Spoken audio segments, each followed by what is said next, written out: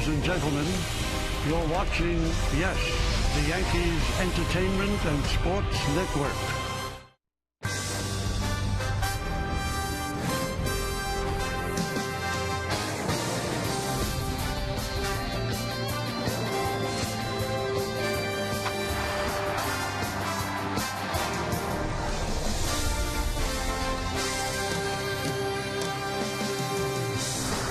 It is a hot, humid, overcast Monday evening in New York City, but it is time for baseball as the Yes Network presents New York Yankees baseball. It's the New York Yankees against the Toronto Blue Jays in the first game of a three-game set from Yankee Stadium in the Bronx, New York.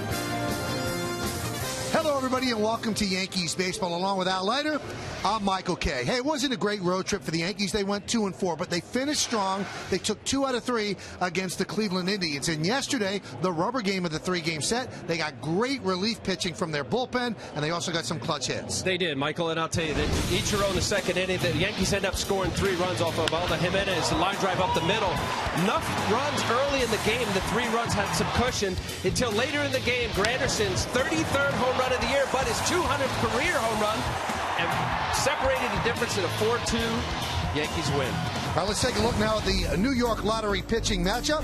For the Blue Jays, it's Henderson Alvarez, 7-11 convenient, 4.84 ERA. And for the Yankees, filling in for the injured Ivan Nova, David Phelps gets the start, 3-4 with a 2.69. And Al, you like what you've seen of Phelps so far? I do. I think David Phelps is really emerging as these opportunities as a starter. He pitched a good ball game, ended up losing the game against the Red Sox opposite field home run. Adrian Gonzalez settled down, had 7 strikeouts. He's got a nice combination of his curveball, slider, occasional changeup. I think his fastball is plenty enough, and he's getting this opportunity now with the injuries in the Yankee rotation to get this start. Well, let's see how he does, and let's see how the Yankees do, because now they're in a pennant race. The Tampa Bay Rays are right there, and Buck Showalter's Orioles as well. We'll take a look at the developing race when we return on Yes.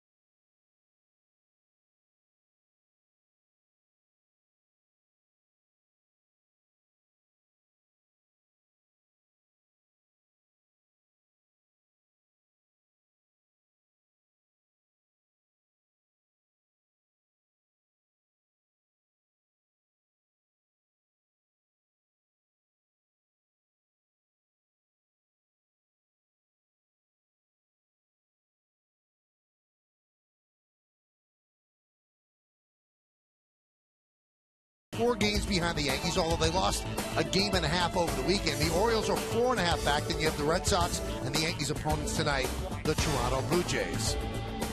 That's Al Leiter. I'm Michael Kay. What do you make of this? Which team scares you more, the Rays or the Orioles? No doubt about it. Tampa Bay Rays, the starting pitching. Fernando Rodney on the back end has been almost nearly perfect, so he's done the job and solidified there. Joe Madden, the magic he's done with the offense. I know Longoria's back, has Staple in the middle of the lineup, but when you have Price, Shields, and now Moore's come on strong, Hellickson, you got quality arms every single night. I think they're the most formidable, if I were the Yankees, to think about the matchups. And really, for me, it's, CC pitched great. Kuroda has been the best, really, with CC going down. The consistency of a number 3 starter will be really much of how this race gets either closer or widens. All right, the Yankees are playing the teams that they have to beat, and that's the most important thing, so they have their destiny in their own hands. When we come back, we'll have the lineups, first pitch, not this baseball, but the baseball in the big ballpark. That's next, right here on Yes.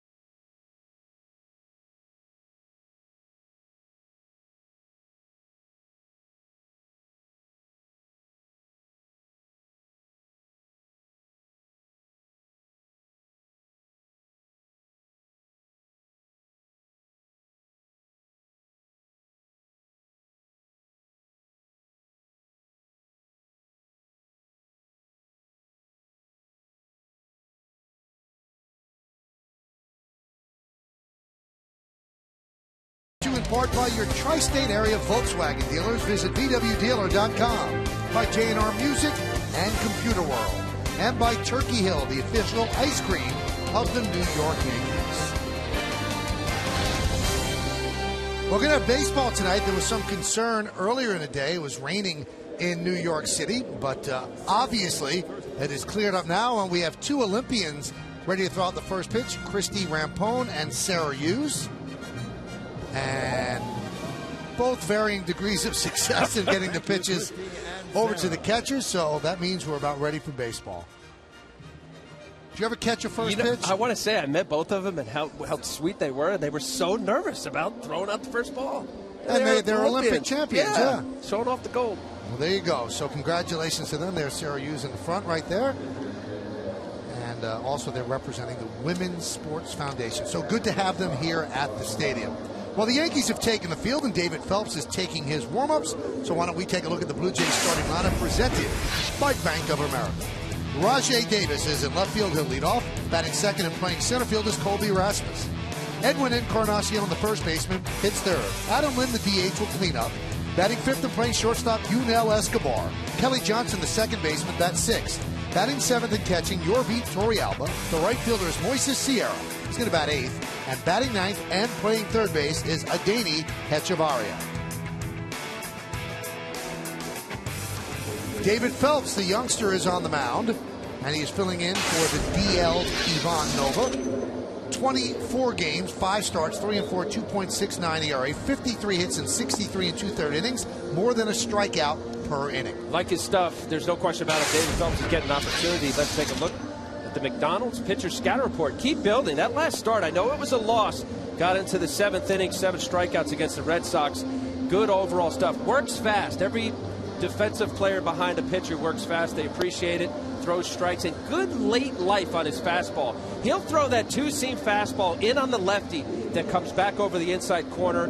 He's aggressive. He's taking advantage of this opportunity. David Phelps, a good-looking young pitcher. Now, let's be honest. The Yankees have to make hay against a team like Toronto, really playing bad baseball right now. They've lost 7 straight.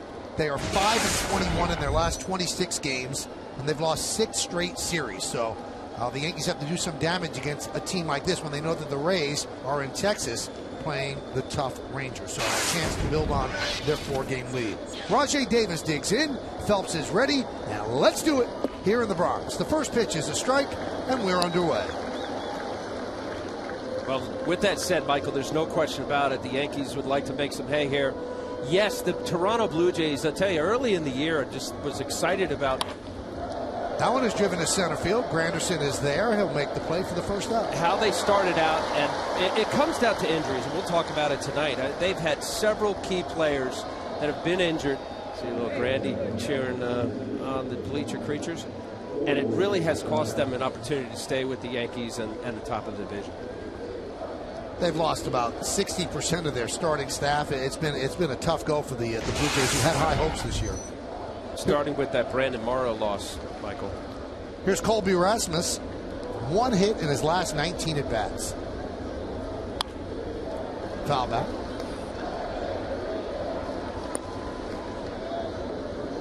When you talk about not wanting... look, baseball's all about stats. Sorry, folks, if you don't like it. How about this? 0 for 20 the Blue Jays are when Colby Rasmus has been in the last 20 games. His last 20 games, they have not won a game. Now, granted, they're 5-21. Yeah. He has struggled. 232 on the season. Rip foul into the camera well. Hope everybody's okay. New York's finest scattered out of the way. So there's some smiles, so we assume everything's okay.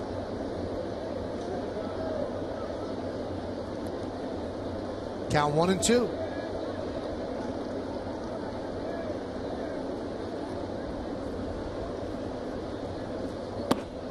Strike 3. Rasmus down looking. Let's take a look at the Yankee defense, which is brought to you by your Mercedes-Benz Tri-State dealer.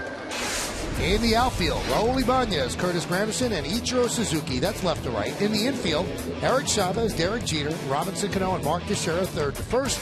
Russell Martin is behind the plate, and David Phelps is on the mound.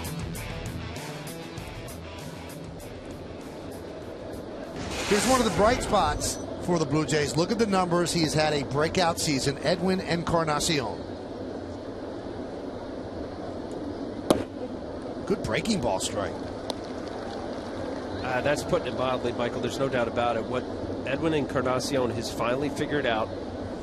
Look, you see with last year, the 272, 17 home runs, 34 home runs. Fly ball, right center. Granderson is there, and we'll find out what he figured out a little bit later on. The Blue Jays go down in order 1, 2, 3, so it's the Blue Jays nothing, and the New York Yankees coming to bat.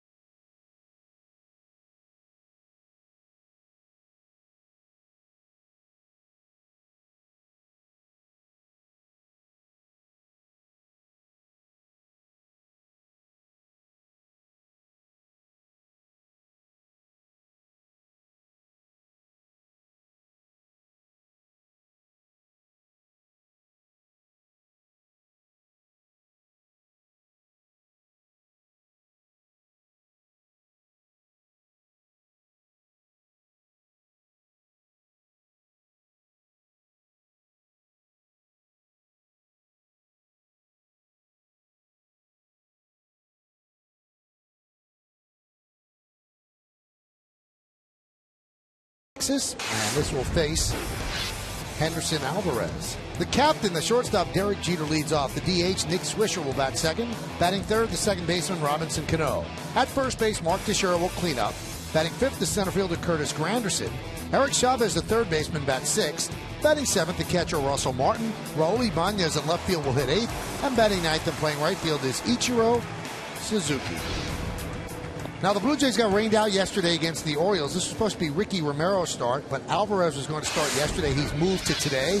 Romero is tomorrow. 24 starts, 7-11 record, 30 more hits than innings pitched. Not good. 56 strikeouts, 41 walks, a bad ratio. The opponent's batting average against .301. Well, you're seeing that right there. The 56 strikeouts stick out to me. He's not a strikeout pitcher. He has strikeout stuff. His plus, let's take a look at the McDonald's pitcher scout report. Plus live fastball, we're going to see some 95, 96. Now, this is a little bit. He gives up a lot of ground ball, gets double plays, but he gives up the long ball, makes mistakes in the zone. He's given up 22 home runs this year.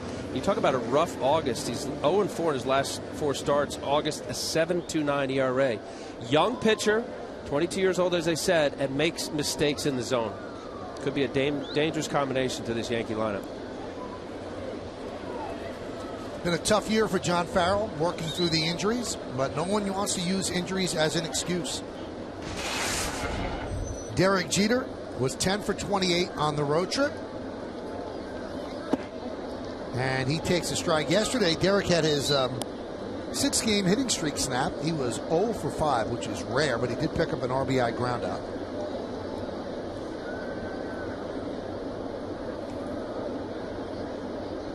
Jeter hitting .391 this year, leading off the game in the first inning. And he has 5 home runs out of his 45 hits in those spots. Count 1-1. I think people see those stats, Al, and they say, let's stop throwing first pitch fastballs, because I think Derek goes up there a lot hunting a first pitch fastball. Especially early in the game. I always thought that, Michael. I don't care leadoff hitter or not. Derek's a little different. I mean, he's not a home run guy. But yes, this is their opportunity to spin. You got a pitcher establishing himself to throw strikes. You have a catcher-pitcher scouting report that says, hey, look, don't empty the bag. Get ahead with your fastball, limit your secondary pitches, and see if you can get through the first couple innings without throwing too many breaking balls. 1-2. And Derek, he did that to you in a World Series game. There was a changeup. Yeah. How dumb was I? But how could it? What was it a changeup off of? Exactly. Hit me. Go ahead. It was a bad fastball. First pitch, but I threw, I think, 2 of them. It was so dumb. Ground ball to short. Escobar gets Jeter for the first out. Why don't we take a look Had the entire defense for the Blue Jays, brought to you by your Mercedes-Benz Tri-State dealer. In the outfield, Davis, Rasmus, and Sierra. That's left to right. Infield, it's Echevarria, Escobar, Johnson, and Encarnacion. Torey Alba. A lot of letters in that defense behind the plate, and Alvarez is on the mound.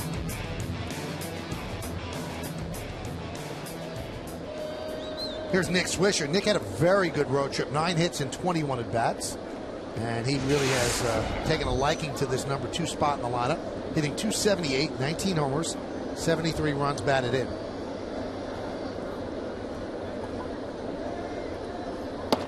August 8th is when he moved to the 2nd spot in the lineup. It's 18 games. He's hitting .357 in the number 2 hole. 5 homers and 18 ribbies, 15 runs scored. 1-1. Well, talking about how you approach a leadoff hitter, you get ahead, you generally get more fastballs. There's no doubt about it. Nick Swisher, you talk about locked in. Look at those numbers there. 18 games, as Michael just said, .357. It's a comfort, Michael. The guy's getting in this spot, especially the 2 hole. It's usually a situational hitter. Really, Nick isn't that. He's a guy that's going to back leg in 19 home runs. But knowing that you have Cano and Teixeira and Grandy behind him, and when Alex is healthy, it's just a different feel. And you know you're going to get a lot more strikes, mostly fastballs. That one's grounded fair, caught there by Encarnacion. Nick Swisher didn't run. He said it was a foul ball. But the first base umpire, Ed Hickox, thought differently. And that'll do it for the 2nd out as Nick walks back to the Yankee dugout. Well, you always run it out, but even with it, let's see. Fair ball. Hits a line, goes over the bag visually from the home plate umpire. Once it goes past first base, Ed Hickox has the call. That's just wishful thinking right there. That was a good call.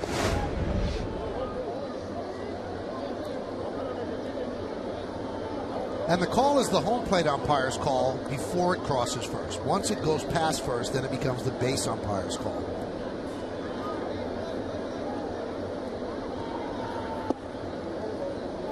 Cano takes outside, 1-0.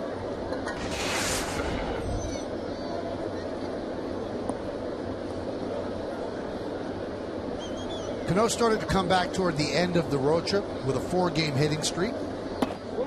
Struggled a bit at the beginning in Chicago, but turned it into an 8-for-21 road trip. And the average at .309. Well, as good as hitter as Robinson Cano is, it's a balance issue. And anytime that I see Robbie hitting the ball well, it's middle of the field. Not afraid to go to left center field on that fastball away. And it's just really a guy gets caught in between, like most major league hitters. If they get in a slump, you got pitchers that make quality pitches with their fastball and get hitters out on the front side. It doesn't last long. Robinson Cano is as good as they get. When he's balanced, stays through the middle of the field, he hits the ball hard.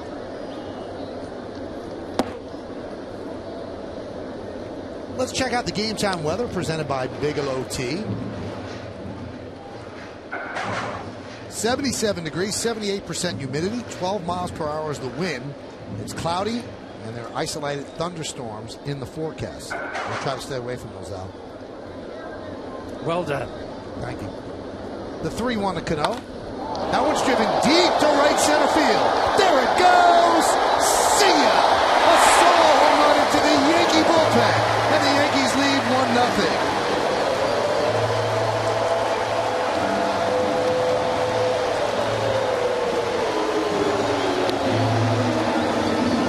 Big smile, pretty balanced swing there. Down and in the nitro zone for just about every left-hander I knew. You see, this pitch is supposed to be away. The ball ends up going on the inside part of the plate. Robinson Cano, beautiful swing. 26 home run on the year. Special player. Teixeira takes outside.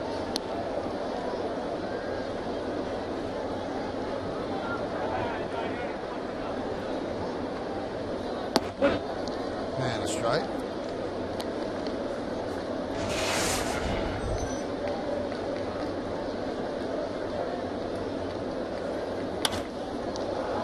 Lofted into left field. Backing up is Rajai Davis, and that'll do it. But the Yankees take the lead. That man hit a solo home run. His 26th home run of the year, 69th ribby, and a 1-0 Yankee lead.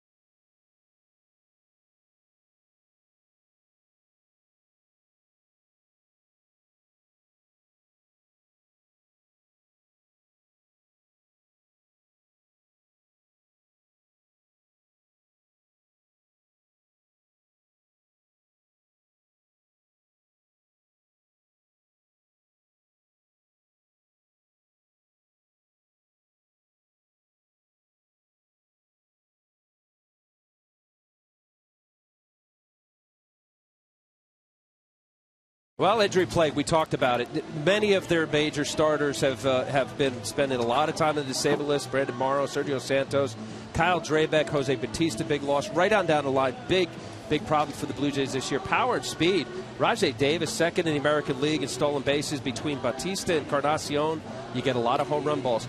Bronx Blues, they lost the last 8 games in the Bronx. Not easy for the Canadians to come down here. Toronto having a tough time in the Bronx.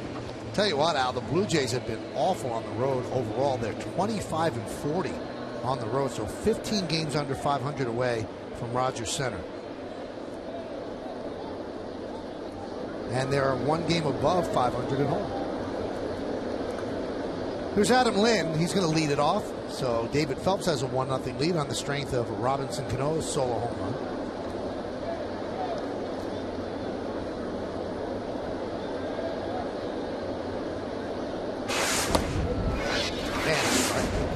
One of those injured players, Michael, missed 27 games. This is his first game back.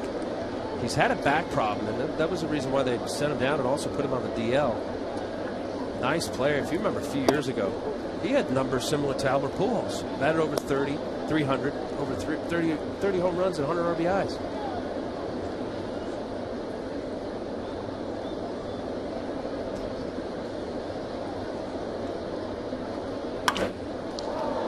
High fly ball, deep center, backing up Granderson. He's on the track at the wall. See it.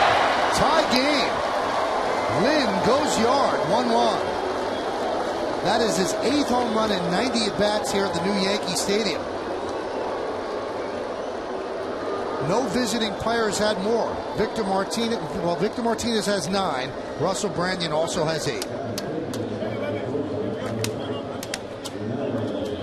An easy, smooth swing from Adam Lind. Looked like Phelps threw a changeup. Oh, yeah. Middle of the plate up. 1-1 count. 84 mile an hour changeup, middle of the plate. Adam Lind, his 9th home run of the year. Just kept sailing. Granderson thought he maybe had a shot at it. That one is laced into center field. Granderson back will make the play to retire Yunel Escobar for the first out. Just kept going and going. That was just barreled it up. Adam Lind did. Kept drifting there, leaving that changeup up in the zone. Hot, humid night here at the stadium. Not good for David Phelps.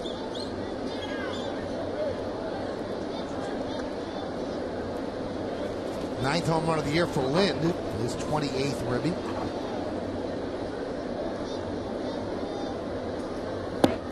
Kelly Johnson swings and misses. And that home run also broke an 0 for 8 slide for Lind.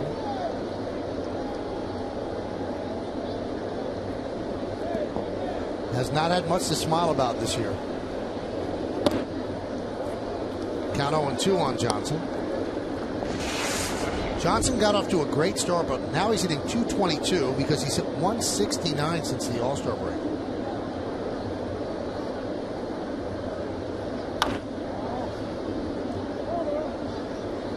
Just caught in between. When you look at numbers like that, Michael, and as good and hot of a hitter as Kelly Johnson was, he's just absolutely lost. He's caught in between. This is where pitchers take advantage. They watch video and they see the scout report of guys not barreling up fastballs. Just late on that 91 mile an hour. There's that comeback pitch. I like that pitch from David Phelps. Tries to throw it inside corner. You see where Russell Martin is setting up. Actually middle of the plate. Some buy-in. Ball got more of home plate. If a guy's hot or at least feeling comfortable here, you see the two-seam grip. Great shot right there. Have that little two-seam effect that comes back over the plate.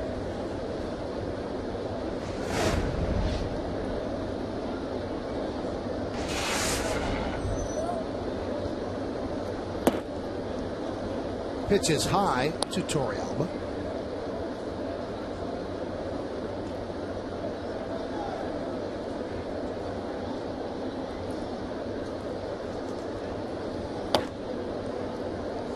There's a strike. Hey, stay tuned during the 6th inning for a message from our friends at the Fox Business Network.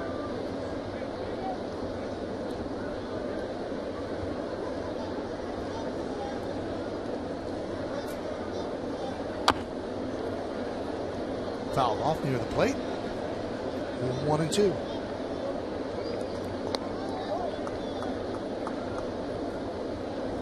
Torrealba was with the Texas Rangers, just got picked up by the Blue Jays on the 16th of August. A nice young looking JP Arcibia fractured his hand at the end of July, their starter. This has just been kind of the story of the Blue Jays, Michael.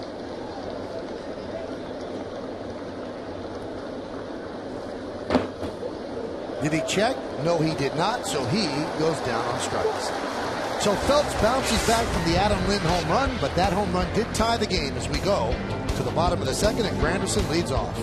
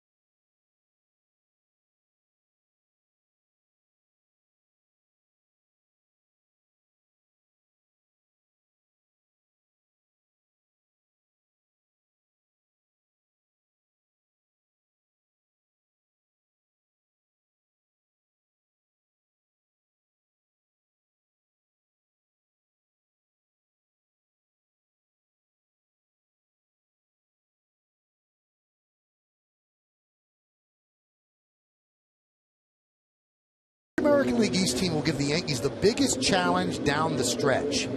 Here are your choices.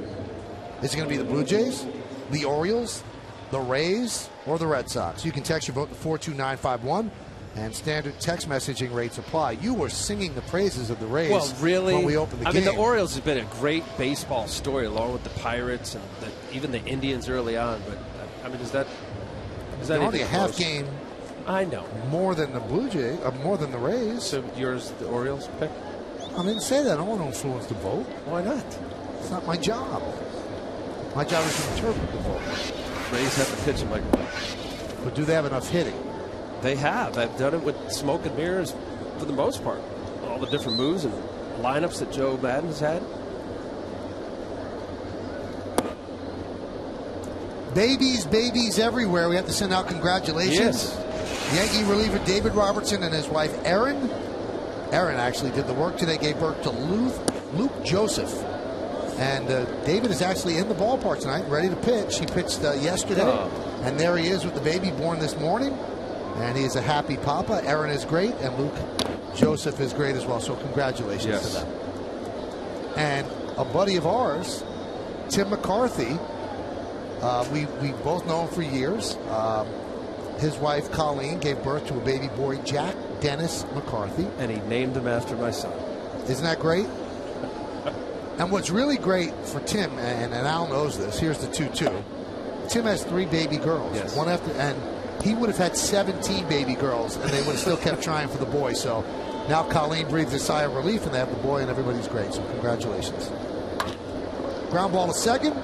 Johnson is there, and Granderson is out. Did you say he had 17 girls? They would have. Yeah. But they had 3, and then I think the ages of 5, 4, 3, and now little J.D. McCarthy. Those are the standings in the American League East. The Rays are 4 back. The Orioles are the Yankees, or Al doesn't believe in the Orioles. 4.5 No, I back. do. Seems like you don't. Seems like you believe in the Rays more. I think the Rays, with their starting pitching every single night, throwing up a good starter is pretty tough to compete. Knocked down with the bare hand, and then Petrovaria could not hold on. So Chavez will reach on a single. Bare hand, get the bare hand. That's your money. I know it's instinctive. I want to look exactly where Echeverria or Escobar, they're playing Chavez to pull. I used to watch Kevin Brown do that all the time, and you just wince. That would have been just an easy 2-hopper right to Escobar. Now Farrell is out with the trainer, and they're going to check things out. Yankees had a scary moment yesterday with Rafael Soriano. Now, he did not try to spear the ball with his bare hand. It was hit so hard back to the mound by Jason Kipnis. He put both hands up, and it got part of his hand, his bare hand. It was tightly wrapped when he got on the plane. But Joe Girardi said, I shook his hand today. Everything was fine, so he's available tonight. Well, that's good. It's instinctive. You see the big shift right up the middle. Escobar had an easy play. You can see Escobar like spread his hands to say, why? I'm right here.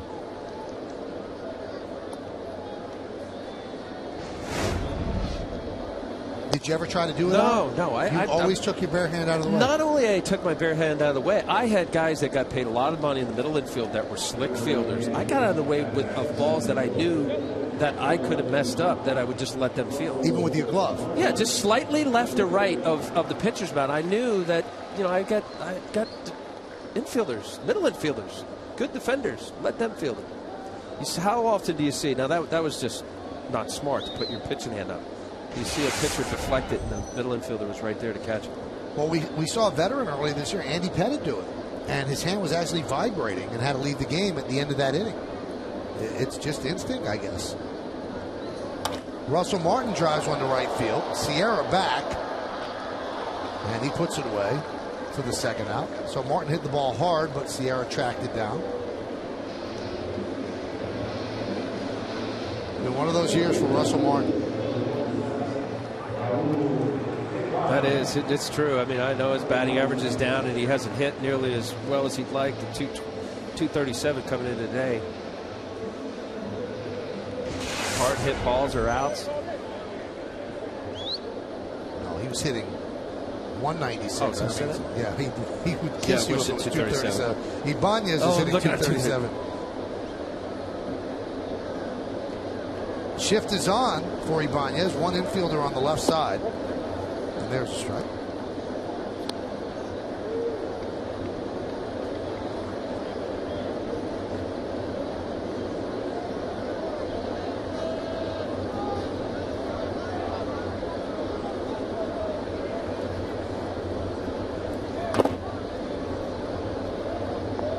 You know what's happening, too. What's that? Can't see. You can't. I'm starting to finally lose my vision. I mean, you can't read, you mean? Right. I mean, you can see for distance. Yeah. You have now joined the crew of men of a certain age. So sad. I had such good vision. Swing and a miss. as Ibanez down on strikes. Al readjusts his glasses as the Yankees leave one runner on, and Jack Curry has some news with us, and he will join us in just a second.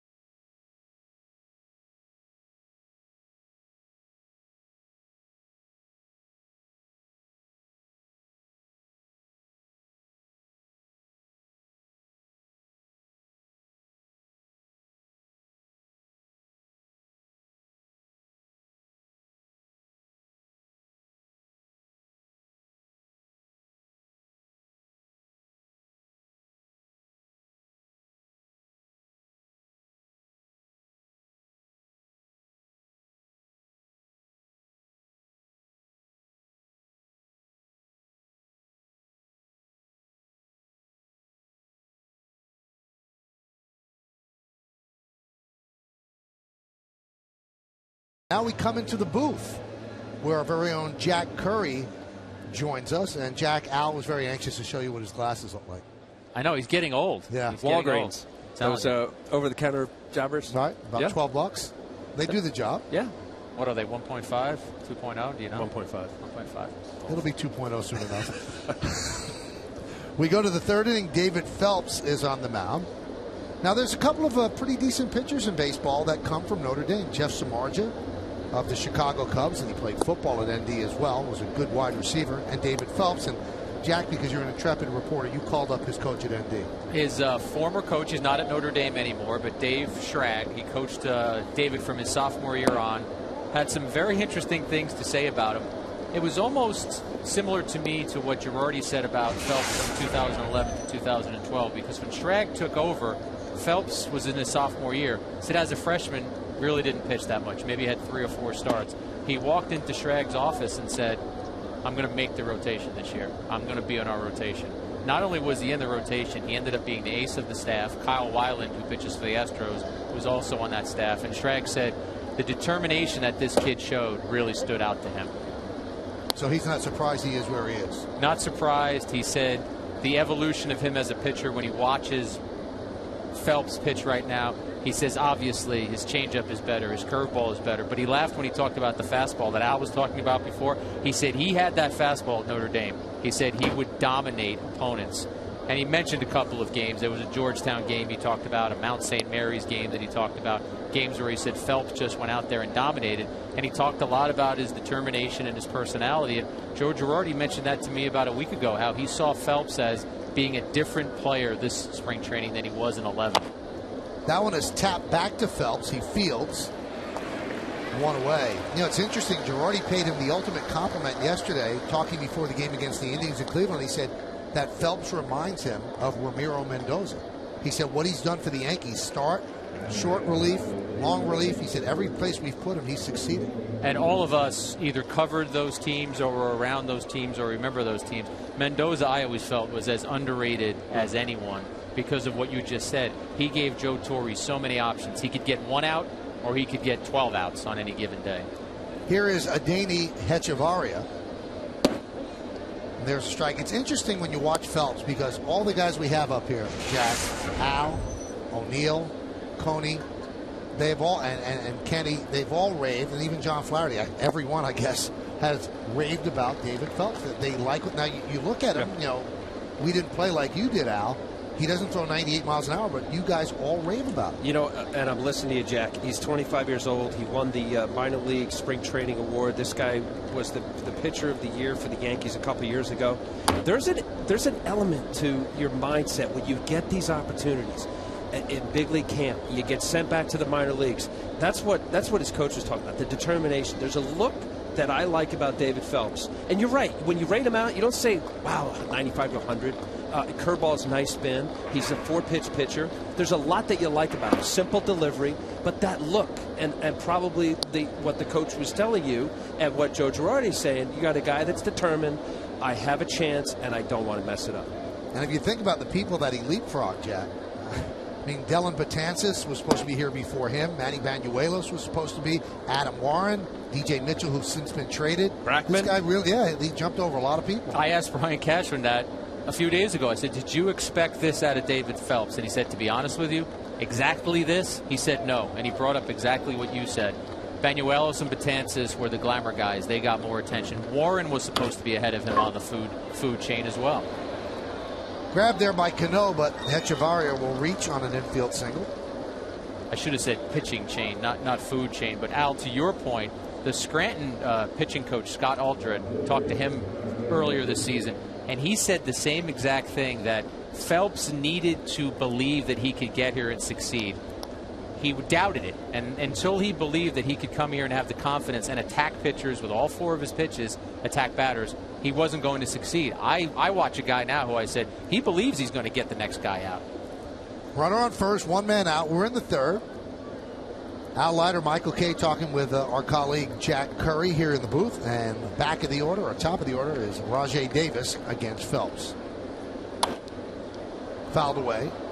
We were talking about how the Rays have whittled it down to 4 games. The Yankees had a 10-game lead at one point. And I relayed this conversation during the weekend. I asked Derek Jeter about panicking. He said, I've never panicked on a baseball field in my life, because if you're prepared, you should never panic. Is this team panicking? I know Derek Jeter says he's not. No, I don't think they're panicking, Michael. And I think what happens is we have to broadcast games and writers have to write about games. But when guys tell you that it's a day-to-day thing, I actually do believe them. I asked Phil Hughes that before the game for our batting practice show. What were players talking about when the lead shrunk from 10 to 4? And he said, to be honest with you, not that much. He said, we put ourselves in a position to be in first place. They've been in first place now, I think, for 76 straight days. And he said, you worry about the next assignment. You worry about the next start. You worry about the next game. You don't do what we do and factor in the numbers. 4, 6, but not 3, as Rajai Davis has too much speed and beats out the return throw. Well, let's see what the Yankees have to do for the remaining part of the schedule. 29 of their final 35 games are against the East, so that's in their favor. 22 straight games against the American League East starting tonight. 10 games against Toronto, a diminished team because of injuries. And then you've got 7 against Baltimore, 6 against Tampa Bay, and then 6 games against Boston, who traded arguably its best player in Adrian Gonzalez. So that's what it looks like for the Yankees the rest of the way. Rajai Davis has 39 stolen bases. He's at first as Colby Rasmus takes inside. Michael, I know you and John talked a lot about it over the weekend, but just a quick thought on that Red Sox-Dodgers blockbuster.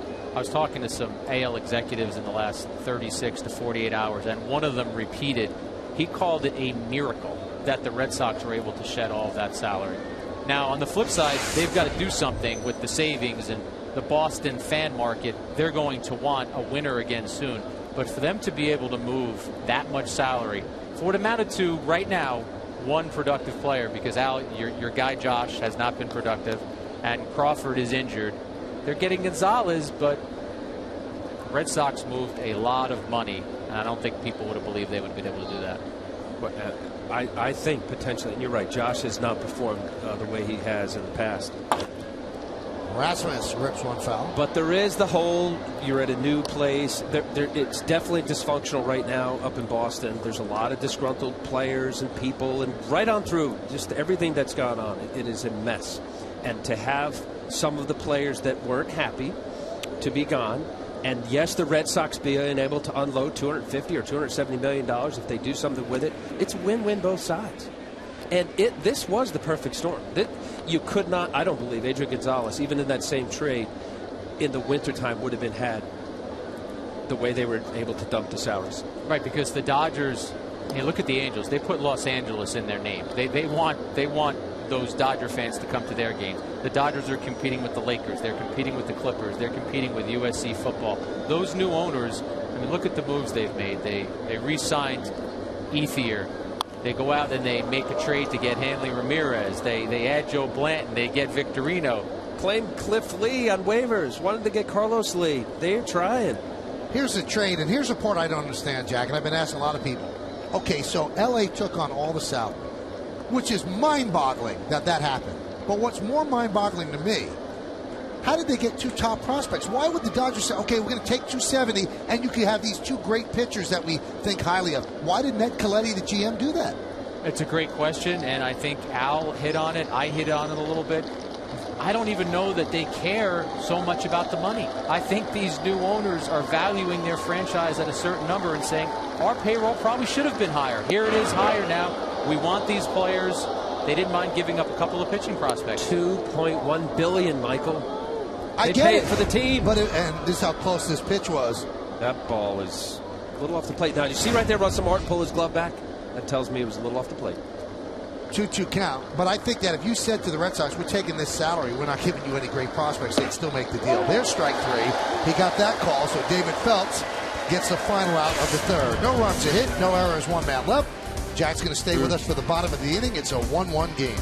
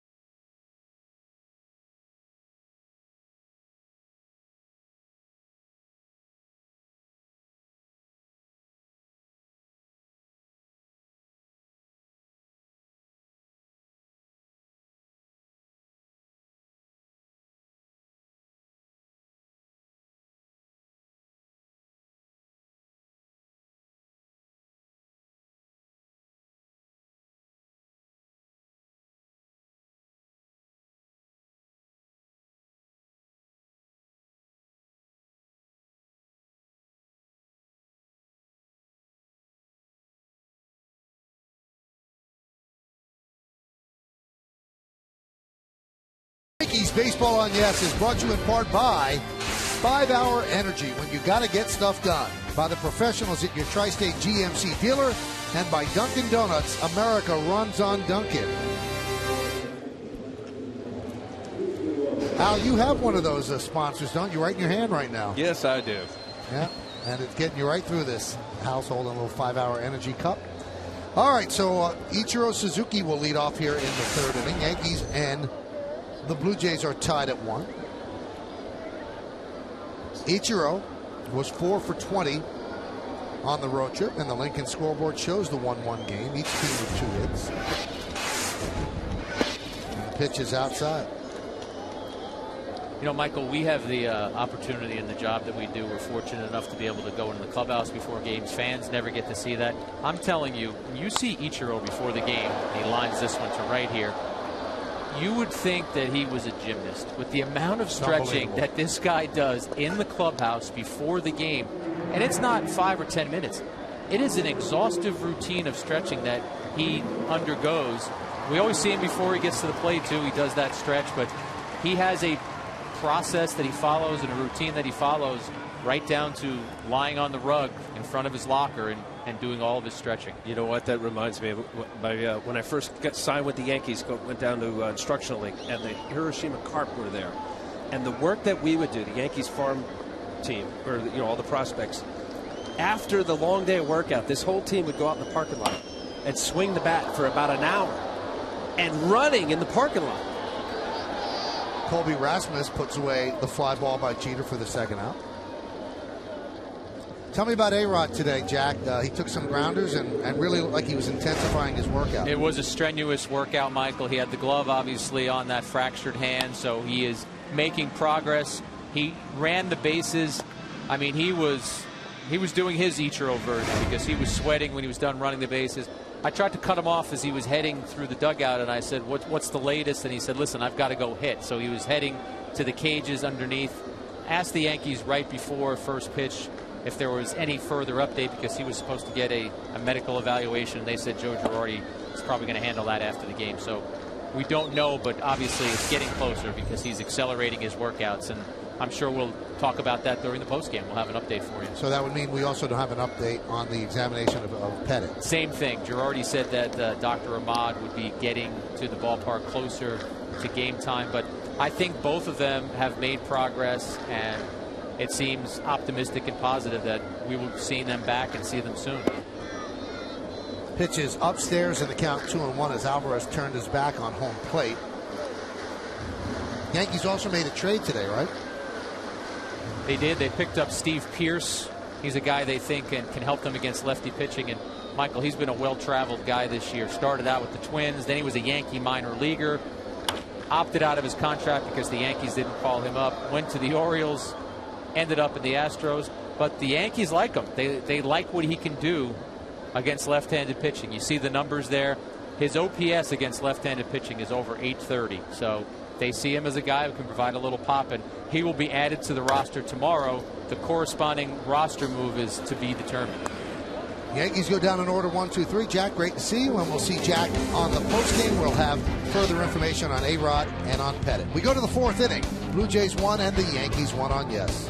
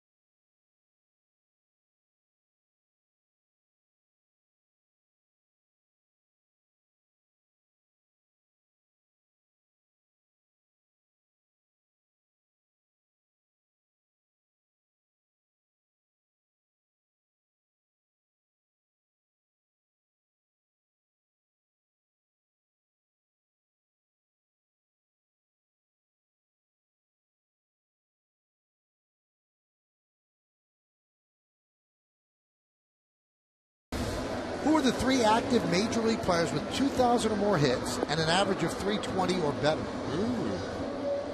Very good question. Now I have to relay a text that I just got from one of our colleagues, and I think it's pretty funny, and you might as well. It's from Paul O'Neill. And he said, "Wow, is that Al? Thought he was stranded on an island somewhere. Had to make sure it wasn't a Yes Classic or something." He's got a lot of nerve. I mean, I could see Kenny or Flash or... Paul has worked way more than you. Really? Well, let's just wait till the year's over, and then we'll figure that one out. No, I'm telling you. Paul, you know, you've been a roamer this summer. Paul's been here. He's worked 10-game homestands. It's been beautiful. Sweat stains. He's really working hard.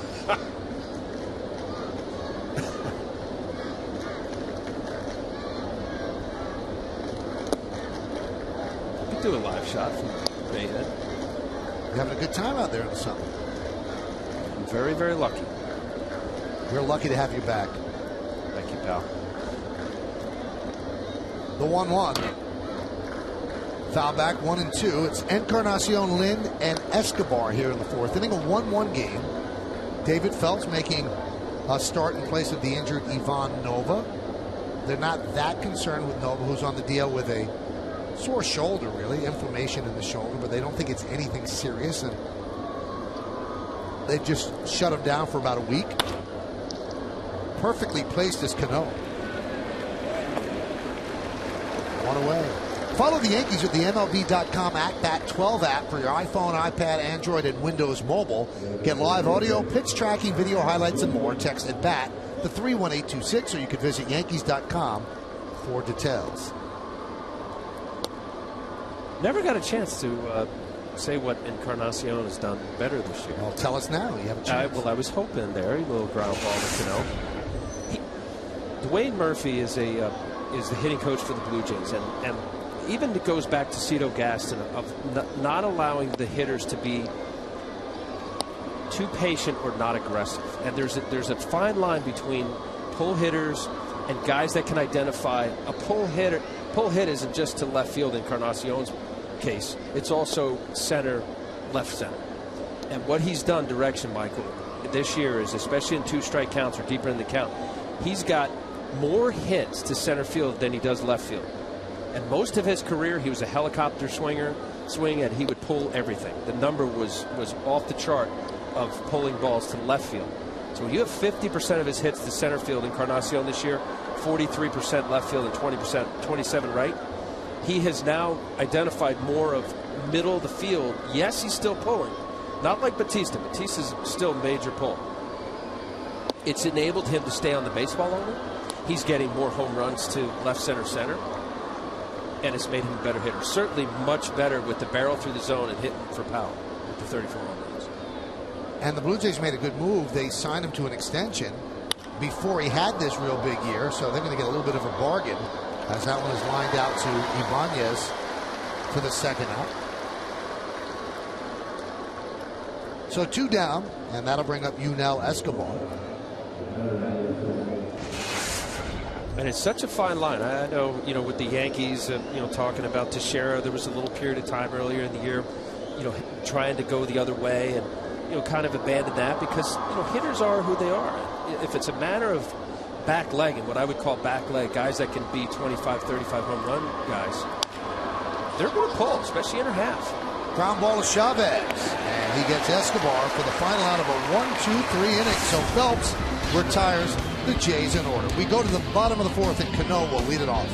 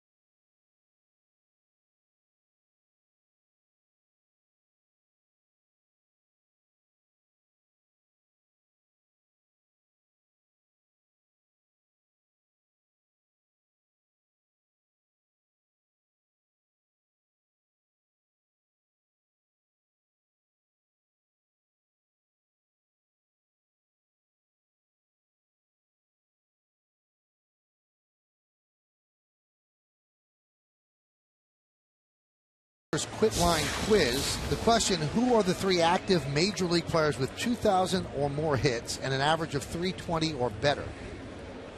You have an idea, Al? I would say Ichiro, probably Albert and Todd Helton. Good job. He didn't even have his glasses on for that. Helton. What a career he's had, huh? I know Colorado people would say it was a little skewed.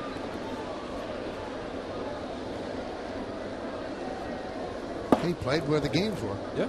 No, he was tough out. I don't know, the last few years he's been injured a lot. 1-1 game, a home run by Lind and a home run by the man at the plate, Robinson Cano, both of them landing in the Yankee bullpen in right center. Alvarez deals a strike, 1-1.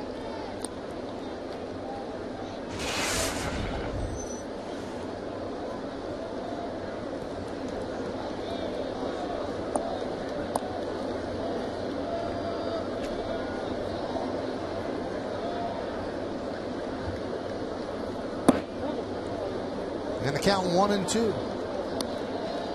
Cano's had so much more success this year against righties. 355 against righties and hitting 237 against lefties. A guy who's always hit lefties very well.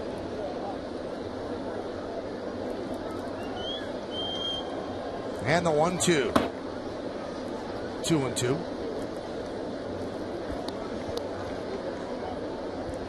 Alvarez made a mistake down and in on a fastball. You see, he went way inside. He's thrown mostly off speed up to that last fastball. Let's see if he comes back with that little backdoor slider or changeup.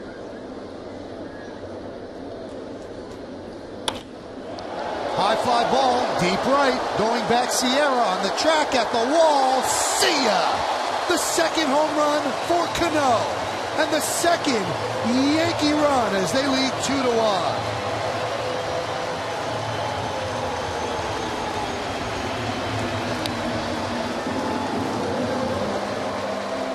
I just don't get it, Michael.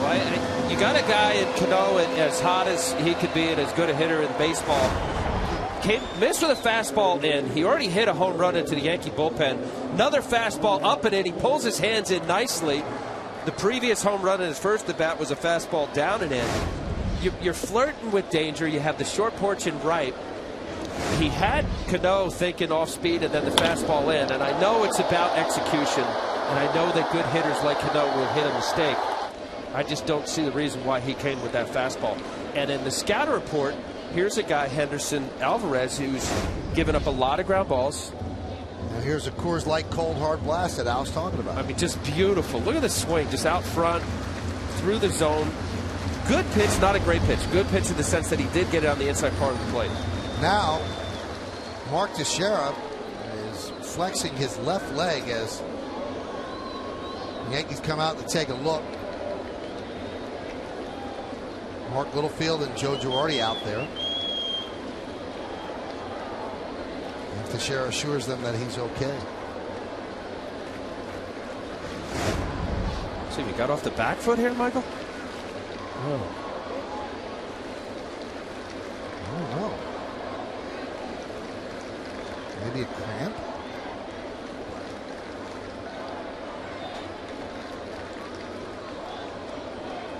Didn't hit anything. And the count 2-1.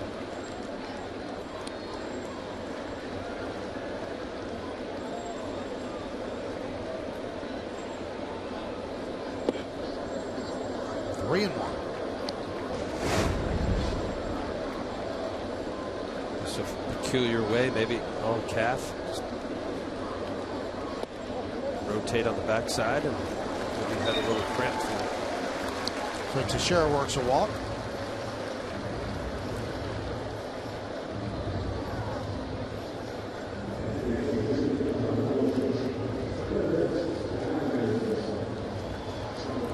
So we'll watch him closely at first, see how he does there. Held on by Encarnacion.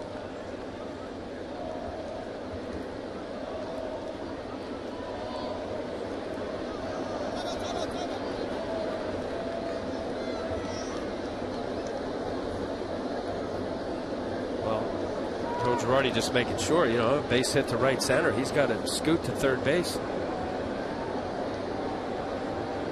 was just a mild cramp. Foul back over the screen by Granderson.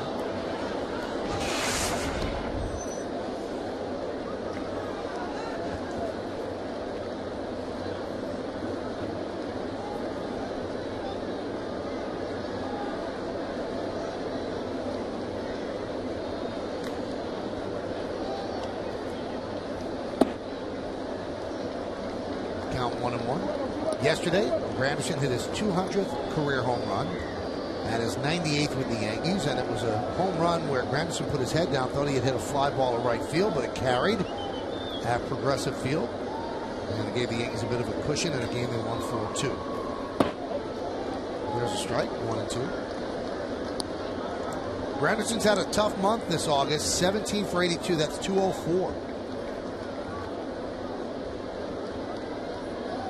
And it's averaged down to 238.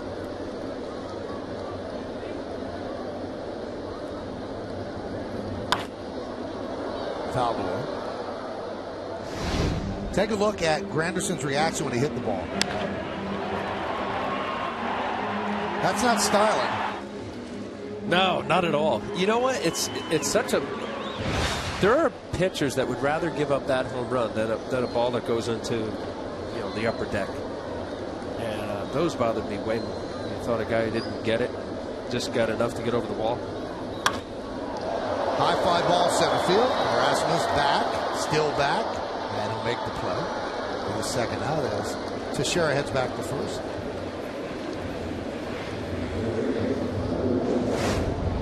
Almost the same reaction except center field. Nighttime, although it's humid, just out in front. The balance of a hitter, that's the whole key to pitching and hitting. Pitchers trying to offset the timing of a hitter, and hitters are always trying to get their timing right.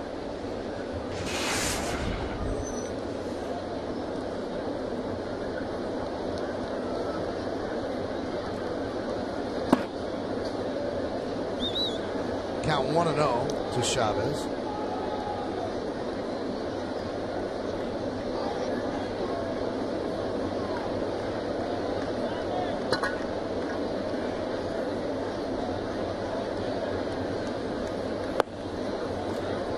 Count 2-0. Chavez singled off the hand of Henderson Alvarez. That was in the second inning. Alex Rodriguez working his way back into the Yankee lineup.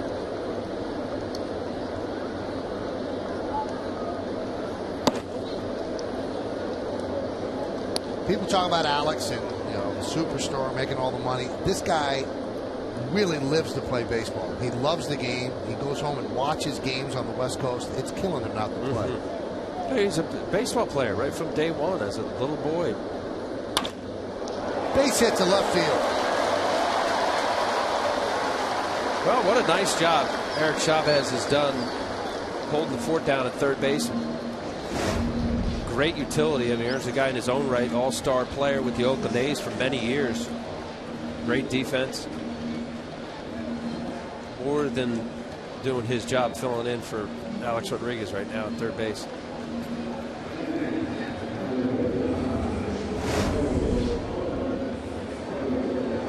So Chavez 2 for 2, and now here is Russell Martin.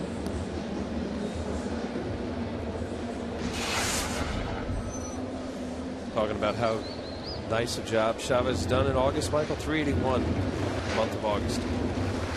13 home runs on the year.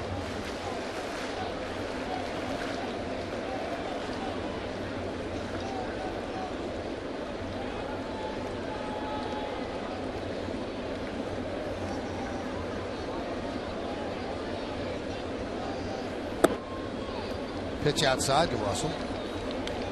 Martin hit a ball hard to right field, run down by Sierra in the second.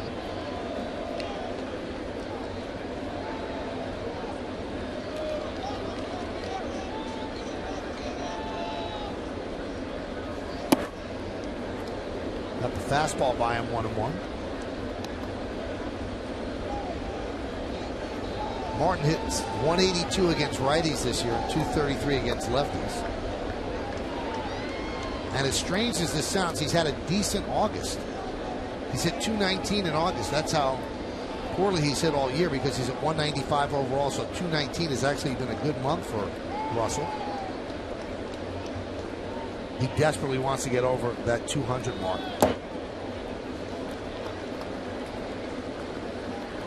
But to his credit, he has not brought it behind the plate. He has not let it affect his defense. And more than any other position player, a catcher can make himself valuable even if he doesn't hit a lick. He's done a lot of work with Kevin Long, the Yankee hitting coach, but it has not manifested itself in base hits, or enough base hits. That one is hit off of Alvarez. There's a base hit into right field. Teixeira rounds third.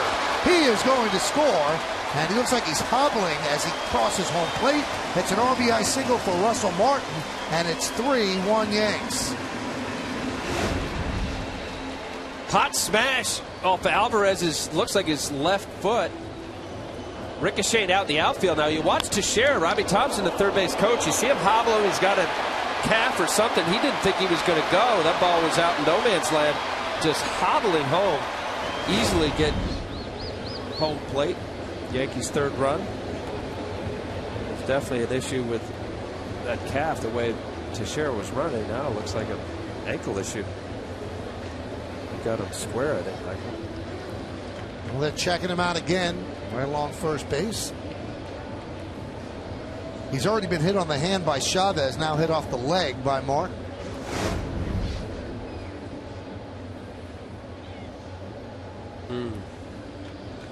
Inside part of his left shin, maybe.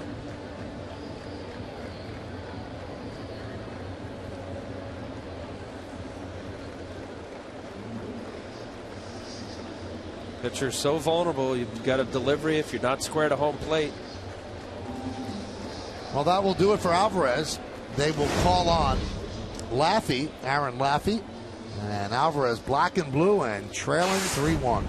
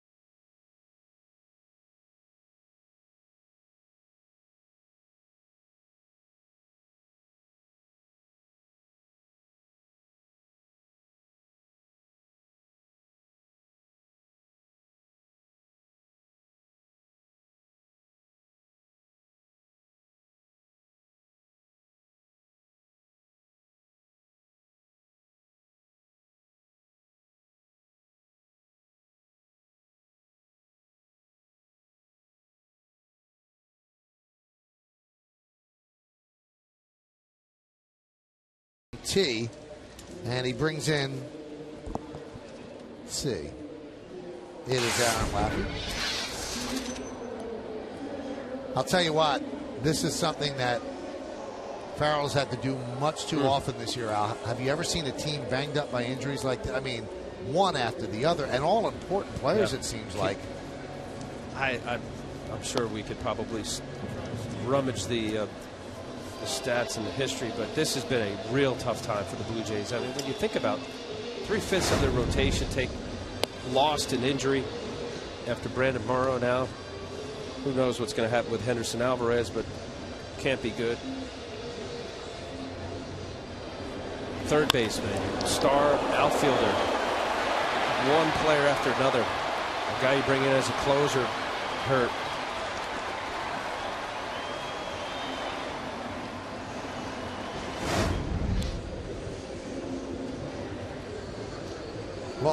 Alvarez is out, and now the Yankees have to worry a bit about Mark Teixeira, who was hobbling around third when he scored. And this is moments ago, as he will go down the stairs and hobbles down there as well. And we'll see if he comes out to play first base in the top of the fifth. And if he doesn't, we will certainly get you the information as soon as we find out. That's a player the Yankees can ill afford to lose for an extended period of time, and you hope it's just a cramp, as Al said, but we'll see.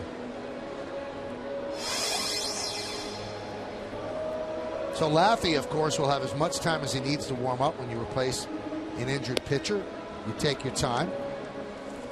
So as he's warming up, it gives us time to show you the Little Leaguers from Japan that won the Little League World Series. They beat the team from Tennessee, and they got to the stadium, and they talked with Joe Girardi. A lot of the Yankees stopped by to say hello. Derek Jeter signed some autographs. Curtis Granderson as well. Look at the smiles on their faces. Robinson Cano, they got a chance to meet. And then one of their countrymen, a big pitcher with Ichiro Suzuki. Did you watch any of that game? I watched the one where they came back from 9 runs when Tennessee beat California. I don't know if it's this kid, but one of them, I mean, big monster, and the way he's throwing it, 75, 76, 77 miles an hour. I think it's this boy right here. He's, who knows? Remember a few years ago with Todd Frazier, the young Tom's River East Little League, standing next to Derek Jeter. Great year with the Reds. Could be Rookie of the Year. Who knows? Keo Nia is the pitcher that Al was talking about. So they're here at the stadium enjoying themselves, celebrating and basking in the glow of being Little League World Champions. Congratulations, kids. Look at the bill on there. That's a little different than they all did that in that game. I noticed that as well. That is really crowning the bill. So Laffey now against Ibanez, first and third, with one man out. There's strike. Yankees lead 3-1.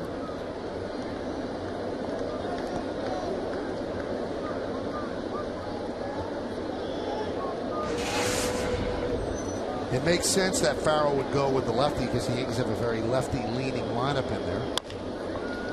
Grounded softly to second. They'll get the force, and that'll allow the run to score. So an RBI for Ibanez. He reaches first on the fielder's choice, and it's 4-1 Yanks.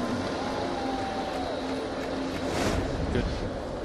Getting this breaking ball down the zone, soft enough for Ibanez to make sure that he beats it out. No double play ball there.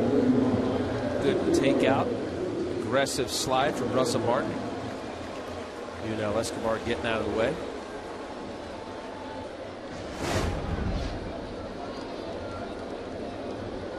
Put the ball in play.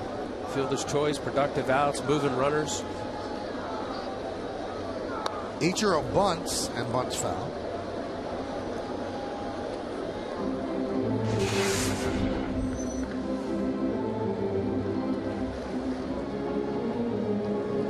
Ichiro 268 overall with the Yankees and the Mariners, but hitting 296 since coming over to the Yanks. 32 hits and 108 at bats.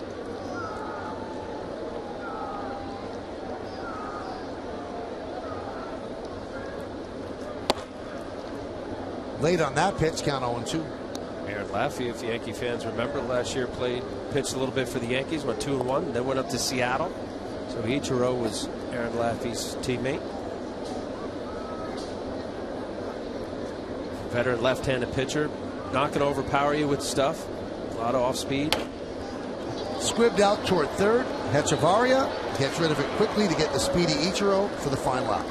But the Yankees break a 1-1 tie with 3 runs. 2 of the runs today off the bat of Robinson Cano. A solo shot in the first, and the 4th inning he led off with another. Back-to-back for Cano. Yankees lead 4-1.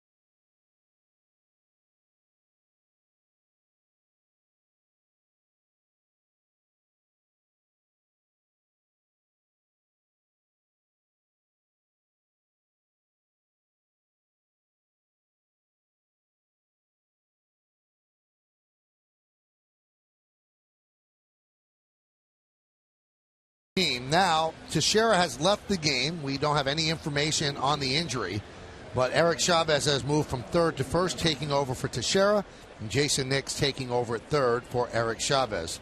And this is where it appeared to happen, Al.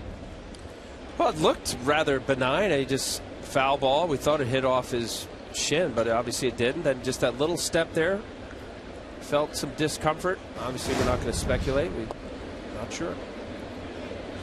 And then he kind of hobbled around the bases to score the Yankees' third run. And when he walked down the steps the way he did, you figured he wasn't coming back. So, again, we'll monitor it as Kelly Johnson takes low. The Cadillac scoreboard, David Phelps has a 4-1 lead.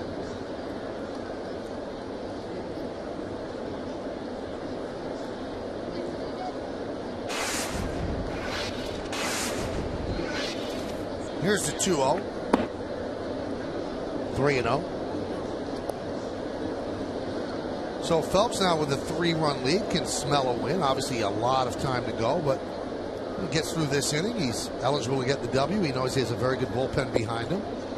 But he walks the first batter, which is not what you want to do. He did have a long seat on the bench, but...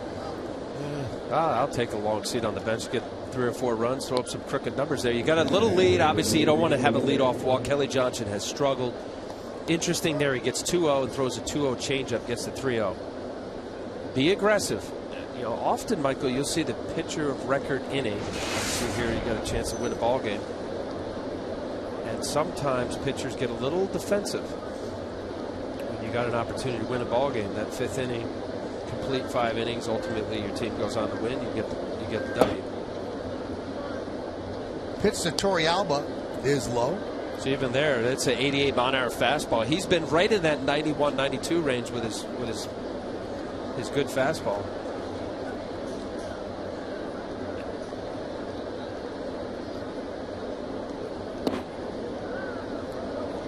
So this is a good visit right here, Michael. This catchers especially, because he's pitching a good ball game. David Phelps, what I like about him is that he has to pitch. I think for all those kids out there that are watching, this is a guy that has grit. He knows how to pitch. He uses all of his pitches, meaning behind in the count, whether he uses slider, curve, or changeup. And you have to spot your fastball. And in doing so, you can be successful even at the big league level. But that visit right there, Russell Martin, he just didn't have the same crisp finish on his fastball. Let it go. There's a strike.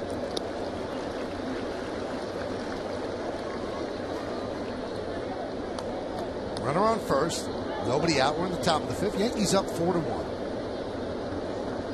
Beginning of a 6-game homestand. 3 against the Blue Jays, 3 against the Orioles. That one is driven out to right field. Then deep. Going back, Suzuki looking up. See ya. 2-run home run for Torrealba. And now the Yankee lead is 4-3.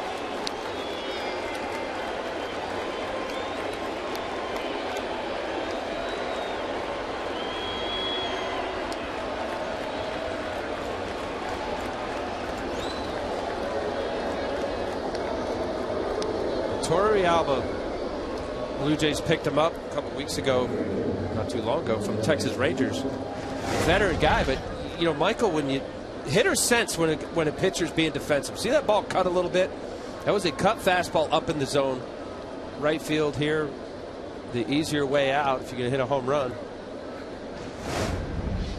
Big strong hitters stay with it. Just sense a little bit of defensiveness on David Phelps' part. Torrealba, 3rd home run. Right field.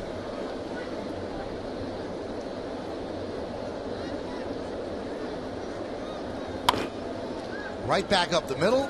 Cano is there. And he gets Sierra. And you see that Phelps very smartly pulled his bare hand back. His initial thought was to reach for it, but then he pulled back his hand. Oh. And there is Cano.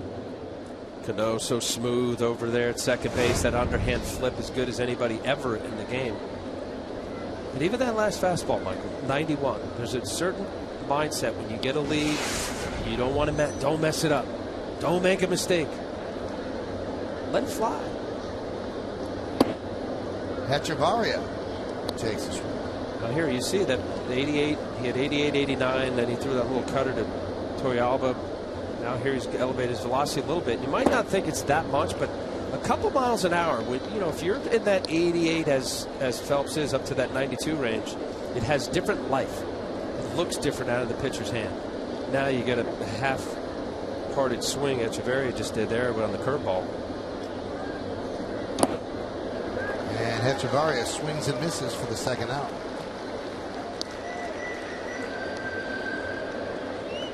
That was his textbook. Got ahead with a 91-mile-an-hour fastball. Saw he was not comfortable on the curveball. Echeverria swinging at another curveball. Good location. That's smart pitching right there.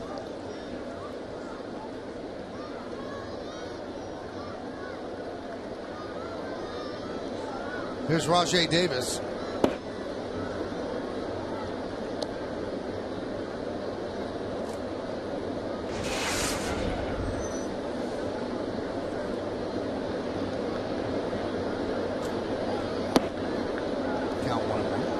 Torrealba with the 2-run home run has made this a 4-3 game. Torrealba's had success following him throughout his career. He's been on 3 separate World Series teams. The Giants, the Rockies, and the Rangers last year. Ground ball to Jeter. He charges, and he'll get Davis on a nice bounce back after serving up the 2-run home run. 2 runs a hit, nobody left. We're halfway through at the stadium. Yankees lead 4-3, and Jeter will lead off.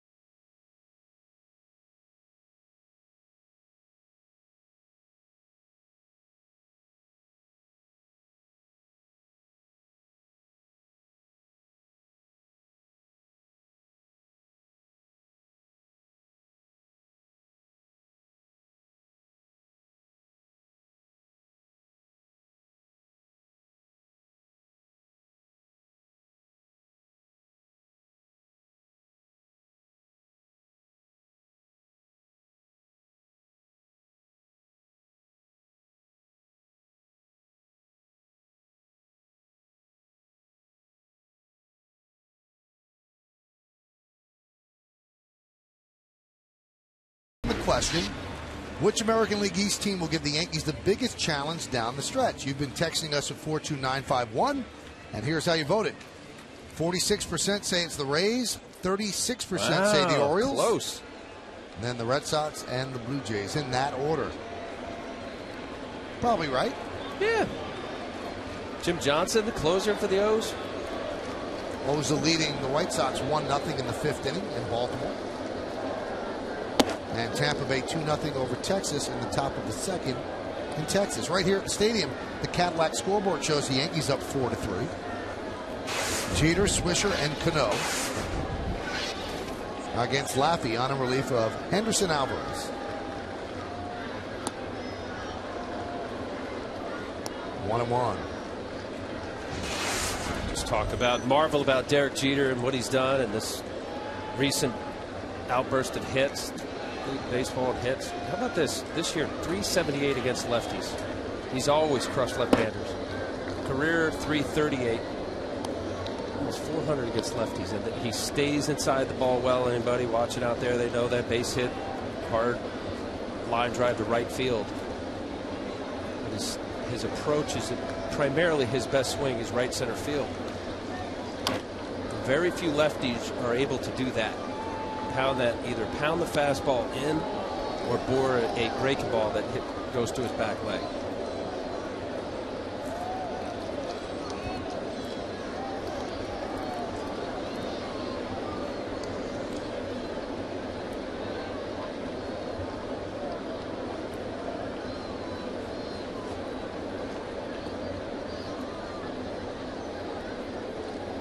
The 2-2. 3-2.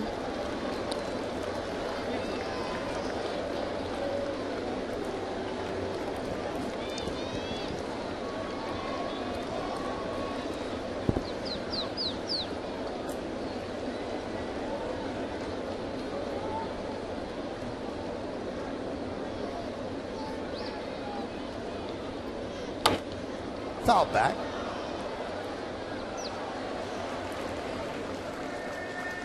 Fighting off a slider, middle of the plate, and Laffey not giving him a little normal action of a left-handed fastballs, generally tail away from the right-hander. Going a 3-2 breaking ball. Let's see if he doubles up and comes back with another off-speed pitch here.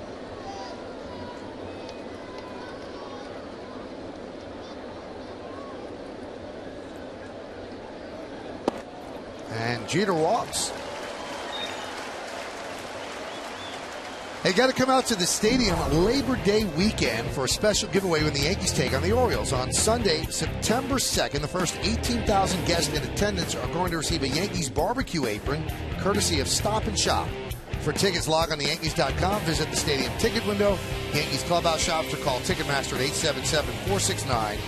877-469-9849. Do you do the grilling at home, Al? Yes. Do you? We don't have grilling on the terrace, you know. Yeah, but you have the big terrace. We're not allowed to have grills on the terrace. You actually do the grilling, yes, instead of Lori. No, stop. Yeah, that's it.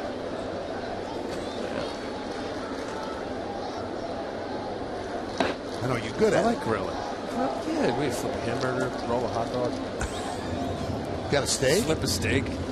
I mean, do you spend big money for a steak? Or? Yeah. A little fish? Fish is hard because it sticks. You got to put it in foil on it. Grilled vegetables? Yeah, you can do that. Wow. I'd love to get an invite. Runner at first, nobody out. Bottom of the fifth, Yankees lead 4-3. And Swisher takes a strike.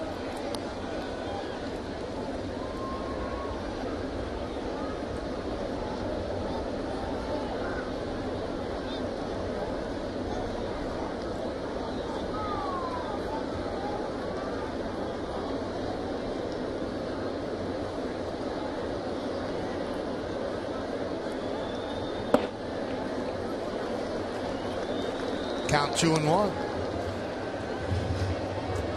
Got to redial it, these Yankee hitters. Henderson Alvarez was primarily fastball, mid-90s. Aaron Laffey, feely, touchy, left-handed pitcher. What I mean by that is going to change a lot of speeds, not going to wow you with velocity, has to throw backwards.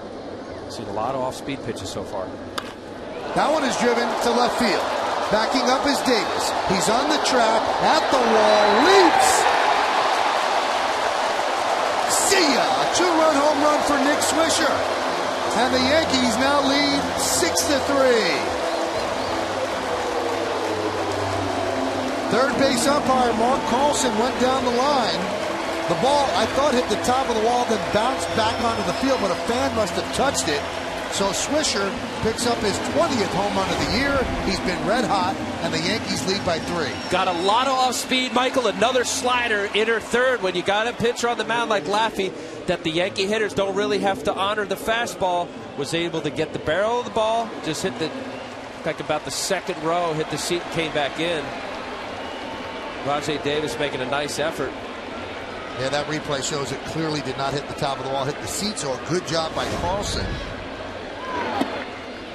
Yankees' third home run of the night as Cano takes a strike.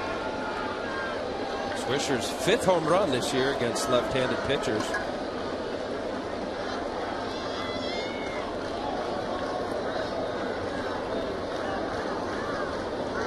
Home runs. Nick's version. Line drive on one hop to Escobar. He'll get Cano. You know, you have to wait for Rajai Davis because he made a catch against the Yankees, Al. And here it is. This is one of the best catches I've ever seen. It was against Casey McGee. I was watching David Cohn. I loved it. Spider-Man up on the wall. When I saw that, I thought of Ken Griffey Jr. Yep. Here at the stadium. And this is what he tried to do here. You know what? He didn't plant his foot like he did in Toronto. Didn't get his the best timing on that. Yeah, he'd had to grow his arm about 4 feet. That ball was enough over the fence.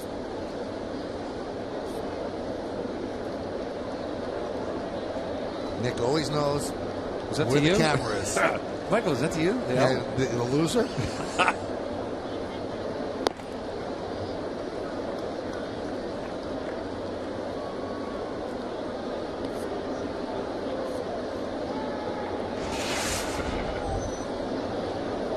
Texas has tied up Tampa Bay 2-2 in the bottom of the second inning in Arlington.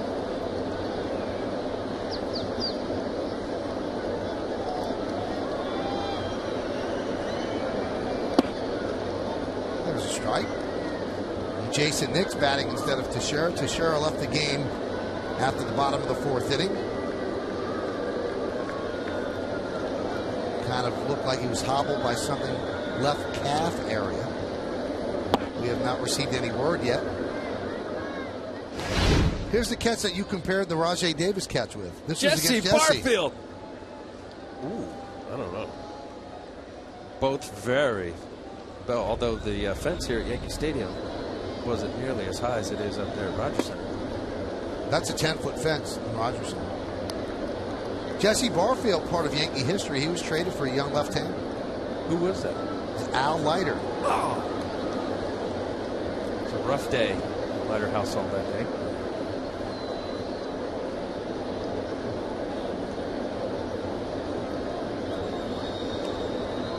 And the 3-2. Tomlin. You were just, what, a beat writer for the Post? Just. No, I thought it was a nice job at the time. Let me back up. That's excellent. But you weren't Michael Kent. No, that was my byline.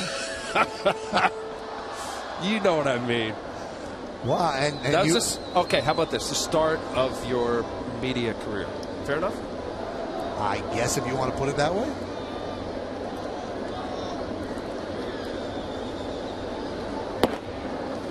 I'll walk to Jason Nix. That was a compliment. What I'm doing now, I'm saying you were a great writer. Every writer out there to turn against you right now. Oh, great. All the critics, let them rip you. Who cares? You're the one. I love being a writer. Look at that stuff. Stink anyway. you were a great writer. What'd you say? You stink anyway? Is that what I stink anyway. Yeah. No, as a matter of fact, I remember a few wonderful stories. Thank you. You're welcome.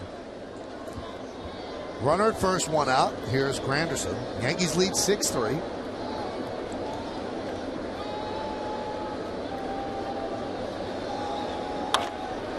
Granderson lost a high fly ball to center field. Rasmus is there to put it away for the second out.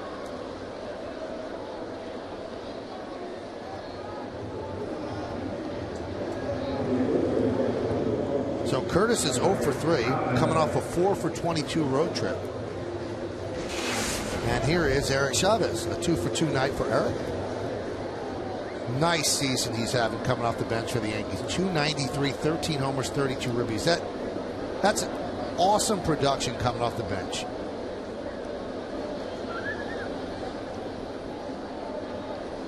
Guy who accepts his role, is a great guy in the clubhouse, had incredible success as a starter, won 6 Gold Gloves with the Oakland A's, but knows that physically he wouldn't be able to hold up in that kind of role anymore. But boy, Joe Girardi has used him perfectly, kept him fresh, and really has stepped in and done a great job with Alex Rodriguez now. And loves it here, Michael. You're right. And you think about what the Yankees are able to do. Eric Chavez, you mentioned the career that he had as an everyday player with Oakland. You throw in Andrew Jones, bona fide starter for many years, and they come here, know their role, and the sense of you're going to be in a situation like Chavez. If someone goes down, you're going to start. What a job he's done. When you want to consider how good a player Chavez used to be, think this. Of all the great players that came through the Oakland A's, that Billy Beane did not give any money to, Eric Chavez was the one guy he signed to a long-term deal. Not Giambi, not Hudson, not Mulder, not Zito, not Tejada. That guy. It ended up backfiring because he started getting hurt after the deal, but that was the one guy they committed to. Let's see if they green light him. Taking all the way 3-1.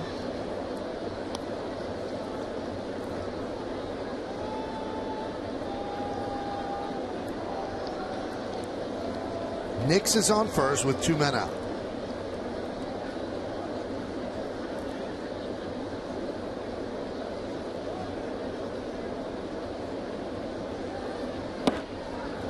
And Chavez works the walk, so he's on base for the 3rd time tonight. Chavez not doing any favors for Aaron Laffey. That ball was cutting away from him. Could be aggressive. You got a guy that's a little bit out of his swing, go after a ball. Stayed within the strike zone, but recognized it was a ball. Good at bat. Bruce Walton, the pitching coach, comes out and talks with Laffey.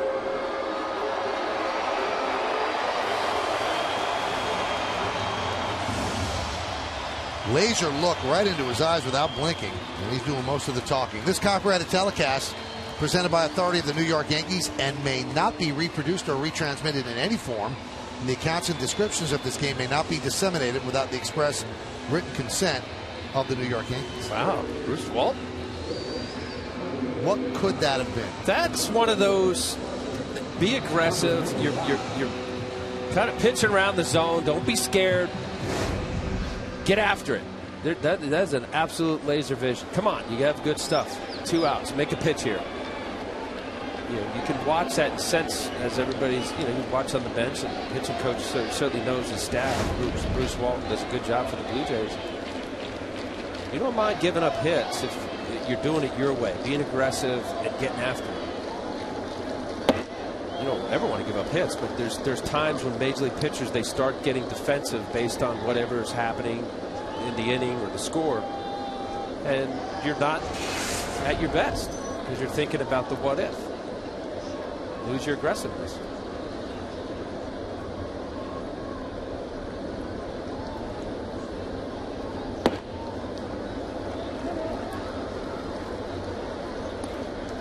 Count 2-0.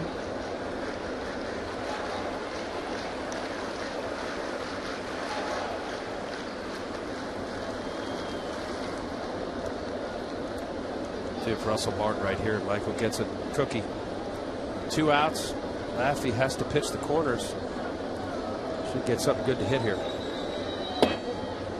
There's a strike. Martin is the one that hit the ball off of Henderson Alvarez's left shin, knocked him out of the game in the 4th inning, and we just get word that x-rays are negative, and all it is a left shin contusion, which means it's badly bruised. No break.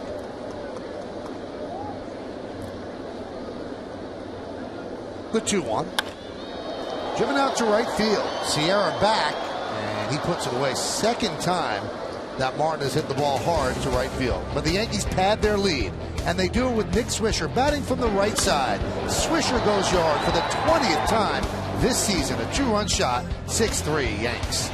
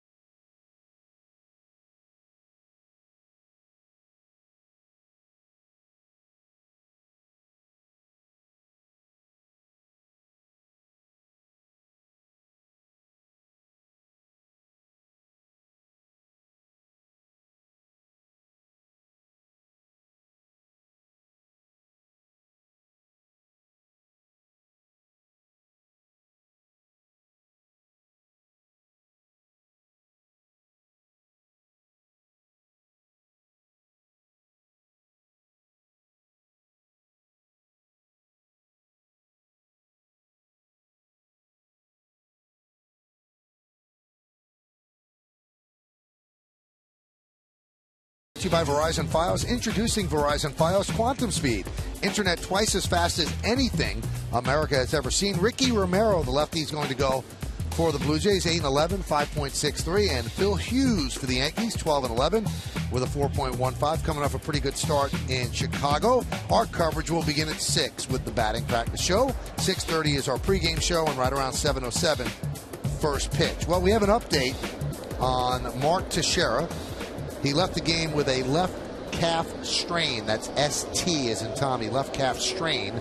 And he is going to New York Presbyterian Hospital for an MRI for further evaluation. Phelps deals to Rasmus, who swings and misses, as we start the 6th inning.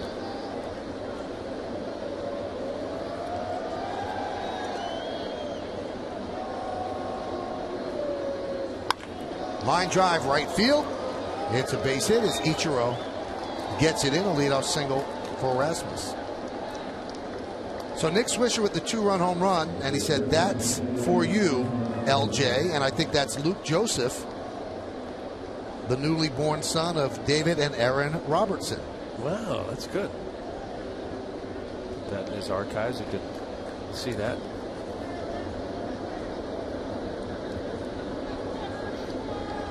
So it wasn't Larry Johnson. I don't think so. I think it was Luke Joseph.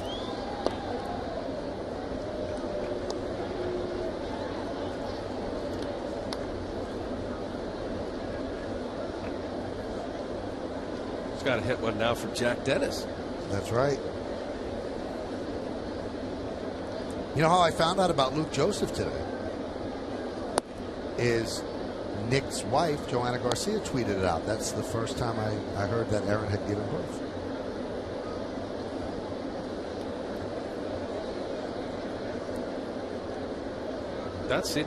Now I can see that, the tweeting. It's good.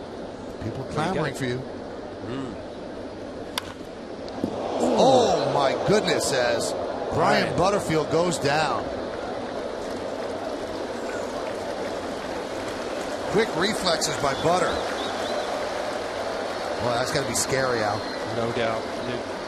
Every time I think of a third base coach here at Yankee Stadium, I think about where Larry Bowie used to stand when Gary Sheffield was up.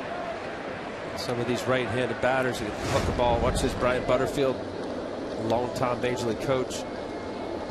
Get out of the way.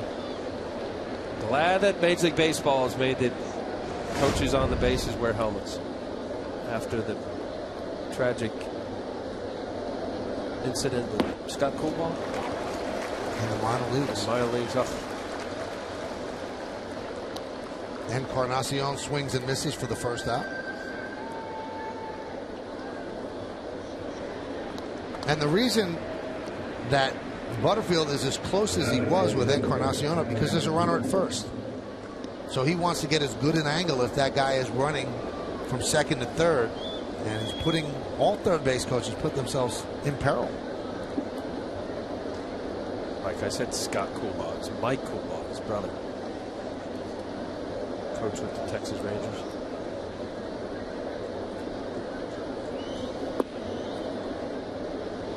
Adam Lynn takes outside. Lynn with a home run in the 2nd inning. 2 mistakes for Phelps tonight, but he's lived to tell as he leads 6-3. The home run he served up to Lynn, a solo shot, and then the 2-run shot to Torrealba in the 5th. Yeah, I think that's fair enough. He left a changeup 1-1 to Adam Lynn. Adam Lynn, the 2nd inning, leading off the inning. Here you see the Yankee bullpen, Cody Epley and Boone Logan getting ready.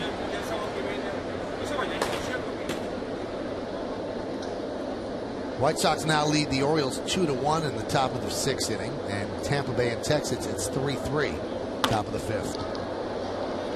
Fly ball, left center, good jump by Granderson. He runs it down to retire Lynn as Rasmus heads back to first.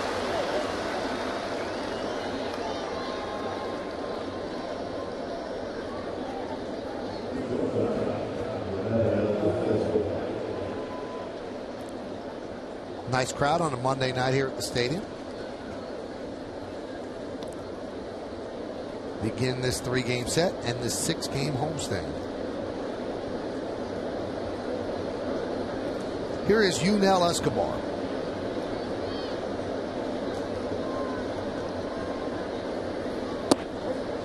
And a strike.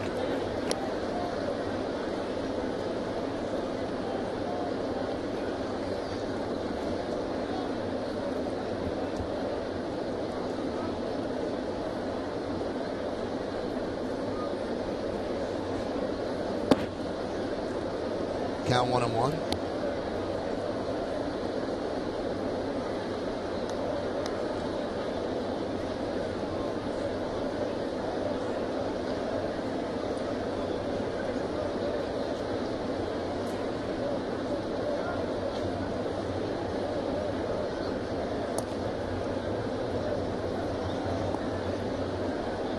Watch the Blue Jays and how this season will play out for them. September call-ups around baseball where rosters can expand to 40 men. But Escobar, that'll be an interesting scenario how it plays out for the Blue Jays, Michael, because they really like Danny Echeverria. He's really a shortstop playing third base as Brett Lawrie's out. As to what they do.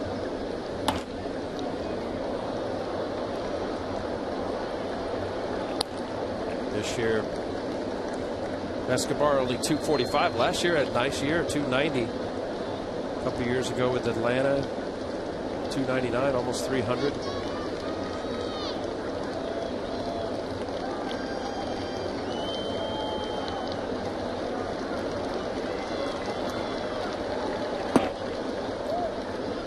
Well, Escobar has not shown an inclination to want to move from short. Although Echeverria is probably a better defender, so in all likelihood, Kelly Johnson's going to be a free agent. They will move Echeverria to second and keep Escobar at short.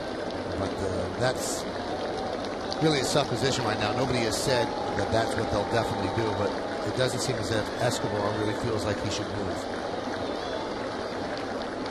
2-2. Swing and a miss. Strikeout of Escobar, and that'll do it in the sixth. No runs a hit, no errors, and one man left as we go to the bottom of the sixth inning. Yankees 6, Blue Jays 3. And now a business update from our friends at the Fox Business Network.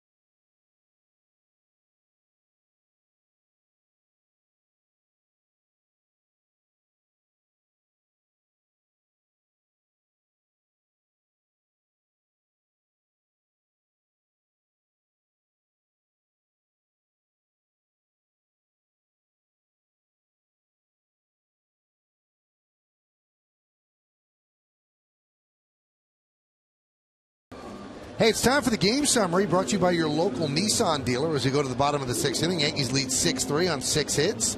Cano, two solo home runs. Teixeira left the game with a strained calf. He's undergoing an MRI at New York Presbyterian.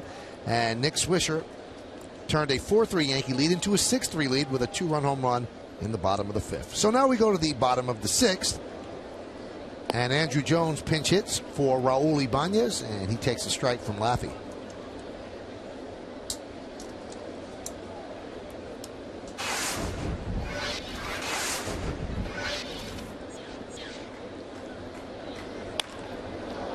Driven out to right center field. Sierra has to dive and makes the play. Sierra looked at Rasmus. Rasmus looked at Sierra. Sierra said, I better dive, and made the play for the first out. Communicate, boys. Center fielder would normally get that ball. Get camped. He just, obviously we can't hear what Sierra or Rasmus had said. Made it interesting. Rasmus just gave up thinking that it was Sierra's ball all the way. Obviously easy fly ball right center field. Pick your fielder. See, Paul O'Neill and Bernie Williams never had that problem because Paul said to Bernie, you get everything. Well, that's why most of the time, you know, your center fielder premium position because of range and their speed. Normally right center, left center. You just gave it to your center fielder. Ichiro right back to Laffey. 2 away. Former Yankee Pat Kelly here from Australia. That's where he lives. And visiting New York. He was on that Yankee 1995 wild card team where he hit that big home run against the Toronto Blue Jays on that last weekend of the year to get Don Mattingly his only playoff appearance. A big home run for Pat Kelly. He was part of the whole youth movement, right? The early 90s and the lean years. And he was moved back and forth, remember, from second to third because of Steve Sachs, and Sachs couldn't play third, so then they had Kelly play third, and Kelly was a very good second baseman.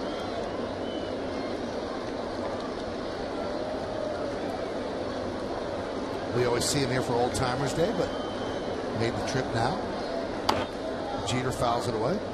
Oh, nice play by Rob Thompson on the short hop.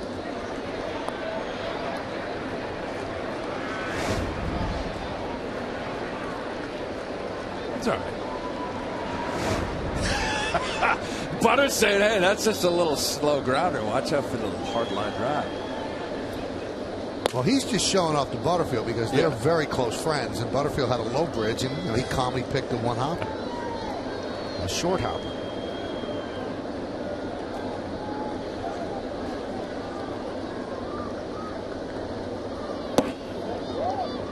Count 2-1.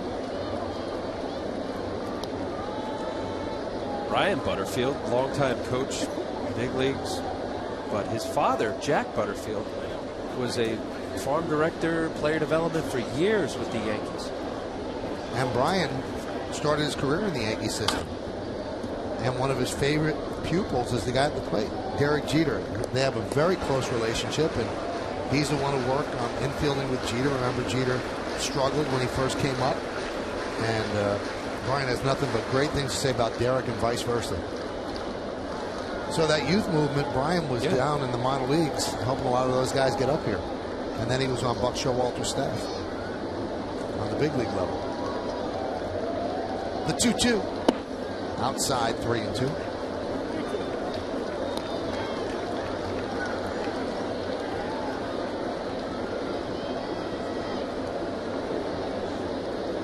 Derek 0 for 2 with a walk and a run scored tonight.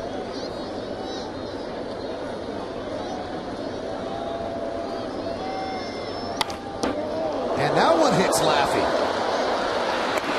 And he gets Jeter.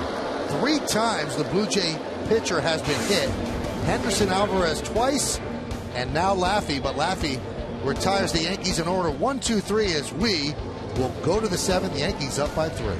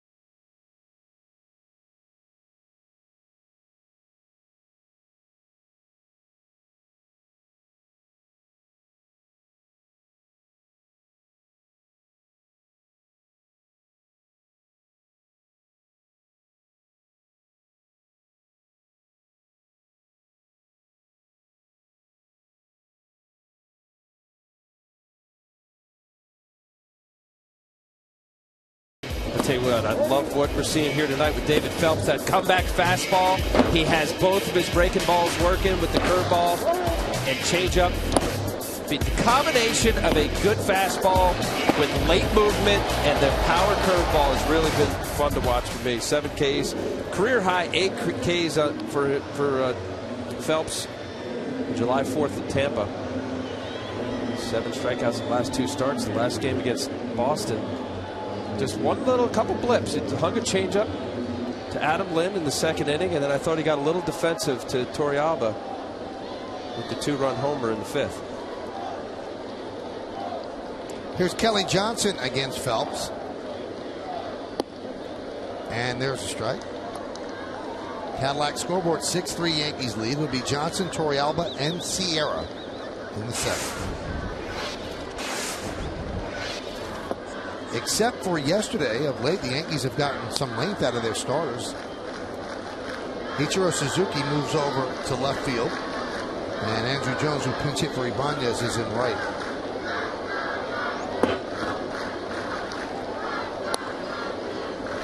Got a good outing from CC Sabathia on Friday as he pitched 1 out into the 8th inning. Got a complete game effort from Hiroki Kuroda, 8 innings, a game the Yankees lost. And then yesterday, Freddie Garcia could not get the final out of the 5th. Steve Delabar warming for the Toronto Blue Jays. The 2-2. Still 2-2.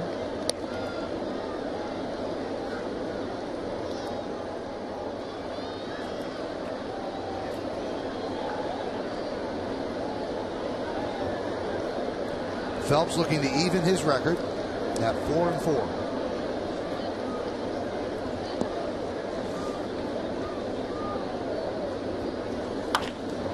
Grounded to first. Chavez is there. And he beats Johnson to the bag and away.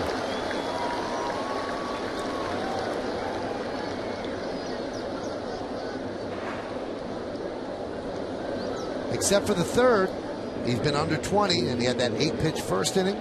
So really doing well economically, pitch count wise. 85 pitches, 7th inning. Absolutely, Michael.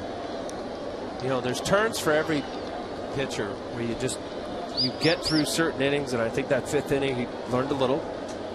The Yankees got a 3 spot at the bottom of the 4th and got a little defensive. Torrealba popped a home run to right field. I like what I see with David Phelps. Aggressive, calm, good disposition.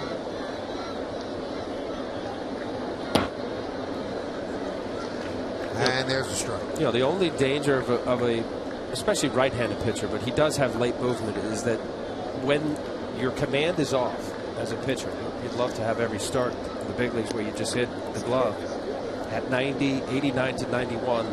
That's hitting speed.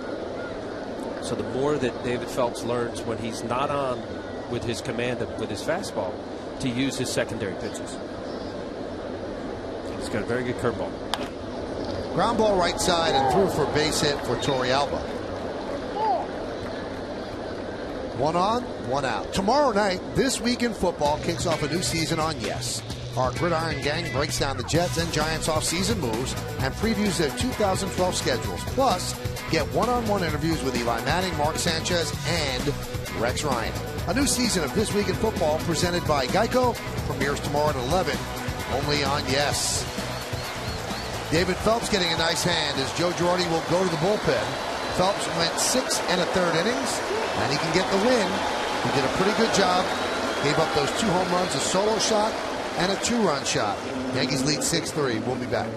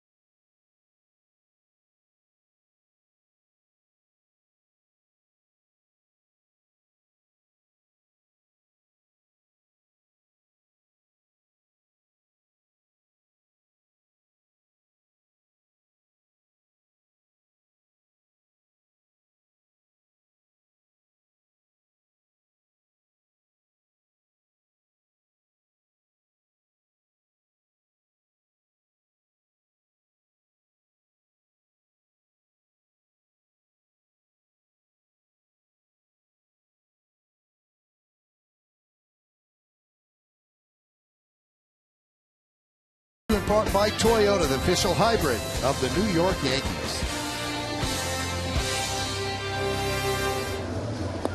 Cody Epley will come on as the Yankees try to get their bullpen to give them 8 outs.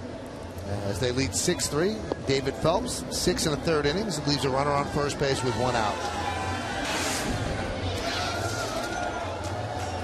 Those are the numbers on Epley: 38 hits and 34 1/3 innings. Opponents hitting .290 against him.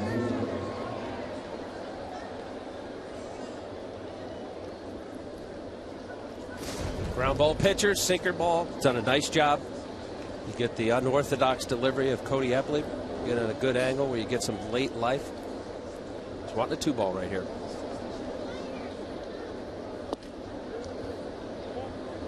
Sierra takes inside 1-0. Stevie Donahue updating Joe Girardi on something. Could be telling about Teixeira. We already told you strained left calf, but he is undergoing an MRI.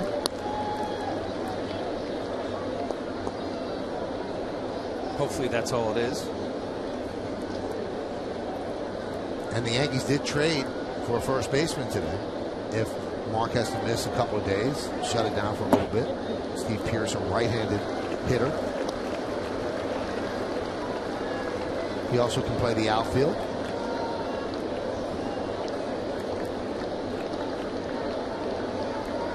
But the Yankees need Mark Teixeira to be healthy. The defense he gives them and power and ribbies. Ground ball right back to Epley. Knocks it down. He's going to have one play. He'll make it at first. He does, as Torrealba advances to second. Well, there's no question about what Mark Teixeira means to this team, offensively and defensively.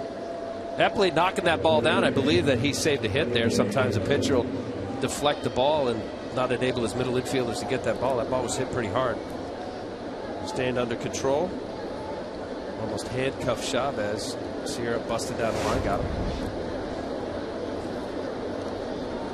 Well, also too with Alex Rodriguez, he's been hitting off the tee the last 4 days, and tomorrow he'll hit some live BP for the first time.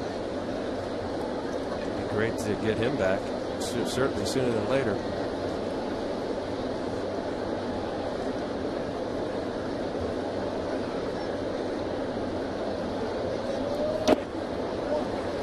Count 0-1.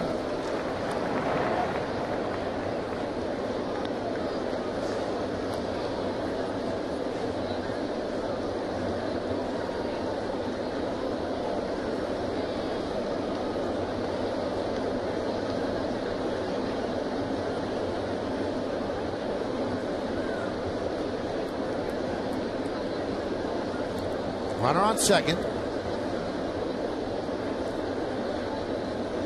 Epley sets and deals. Line to left field. Giving chase is Ichiro. He will not be able to make the play. He plays it on a hop. Scoring easily is Torrealba. An RBI single for Hechavarria. And the Yankee lead is now 6-4. Hechavarria 2 for 3. Let's see this pitch. Supposed to be away. See where Russell Martin catches that ball down and in. Quick bat from Hechavarria. Ichiro cutting that ball off, getting it into second base quickly. The Yankee lead cut down to 2.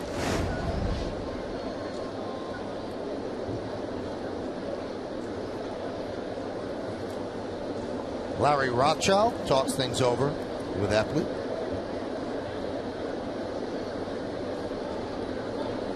Game far from over. It's 6-4, and that brings up Rajai Davis as a tying run.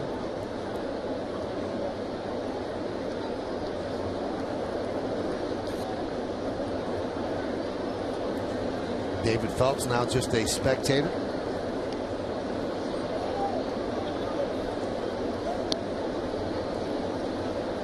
Davis tonight is 0 for 3.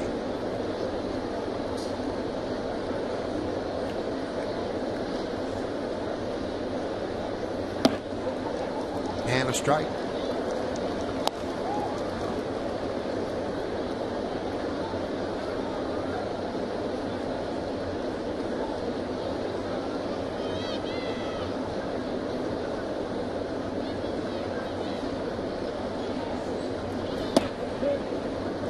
And another strike, 0-2. That's a good pitch right there. Cody Epley coming from the sidearm spot, little across his body. That down and away window to the right hand, really tough for righties to stay in there. Watch where the Russell Martin catch that ball. It's perfect location. Spanned away. Should ball just cut slightly. Beautiful pitch. Got a couple pitches here now.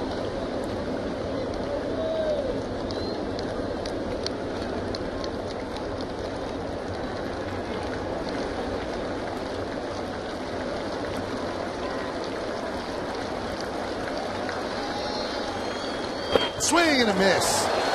Rajay Davis down on strikes. 1 run, 2 hits, no errors, and 1 man left on base.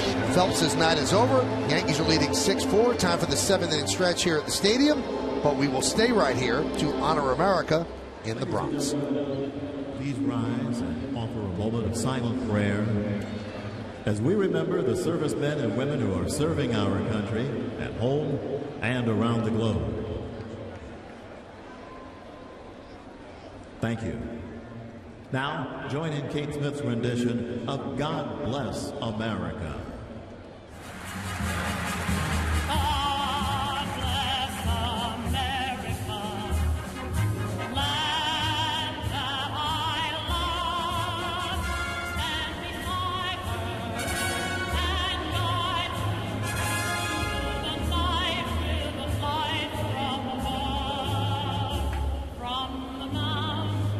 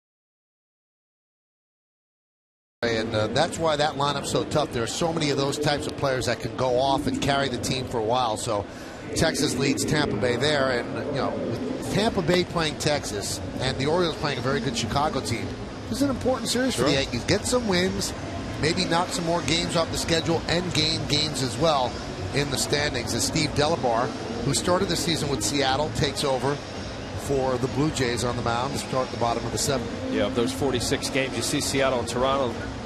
It's had 13 games for the Jays. Good stuff. Tough on right-handed hitters. Oh, there's no doubt, Michael. I mean, that's the whole unbalanced schedule that really is fun to watch as each respective divisions now play within their division as you finish out the season. Majority of the games now, teams will be playing head-to-head. And these are 3 games where that's not happening. Cadillac scoreboard, Yankees up 6-4. Yankees are starting a stretch of 22 straight games against East. In fact, for the rest of the way, the only out of American League East Division games that the Yankees will play against the A's here in New York and against the Minnesota Twins in Minneapolis. That's it. Nick Swisher with his 20th home run in the 5th inning, his 8th straight season with 20 more homers. And the new daddy, David Robertson, warming up. Delabar deals outside 2-0.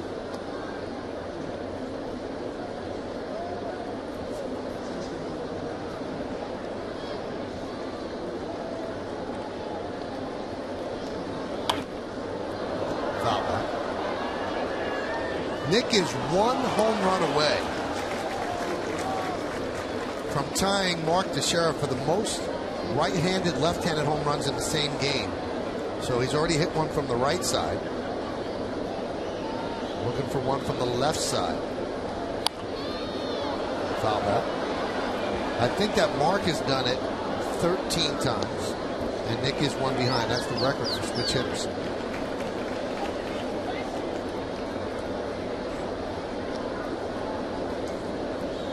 Now you might be saying, well, why doesn't Mickey Mantle have that record? I don't think there were that many relief pitchers back then. I mean, usually a guy started a game and he stayed in. And there wasn't that mixing and matching where you had as many opportunities to hit one from each side of the plate in one game.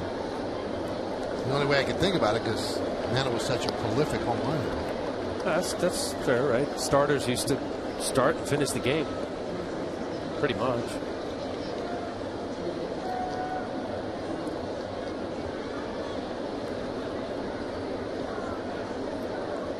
So the count full on Swisher.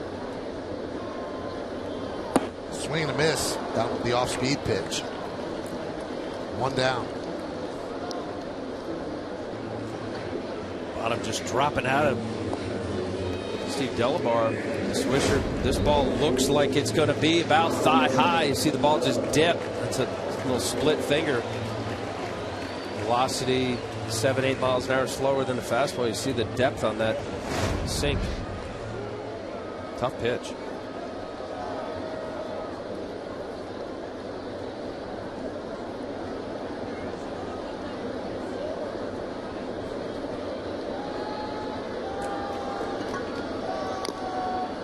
Cano fouls it away.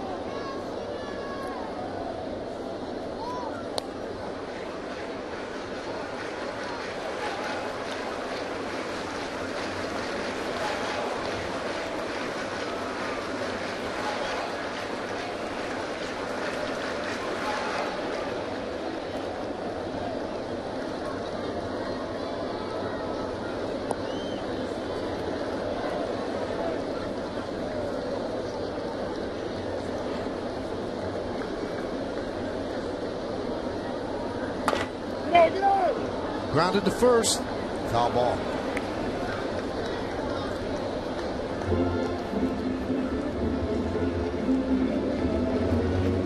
Blue Jays, what has held up is a good bullpen. Granted, Lions came over 14 games at 2 ERA. They really like what Delabar has brought. A lot of movement. Darren Oliver in his 40s.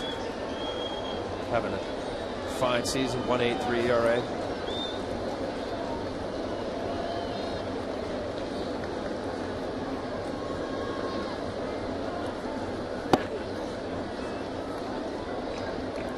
Count 1-2.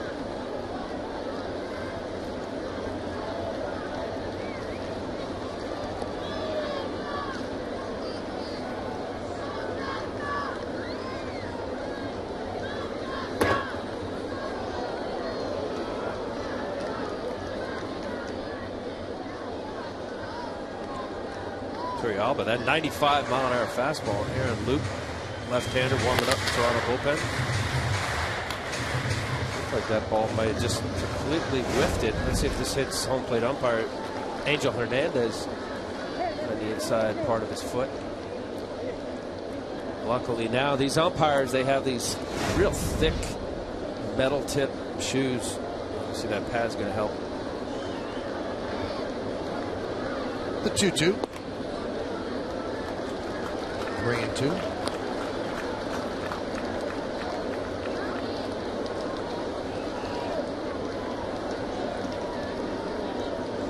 think you'd be too quick wearing those.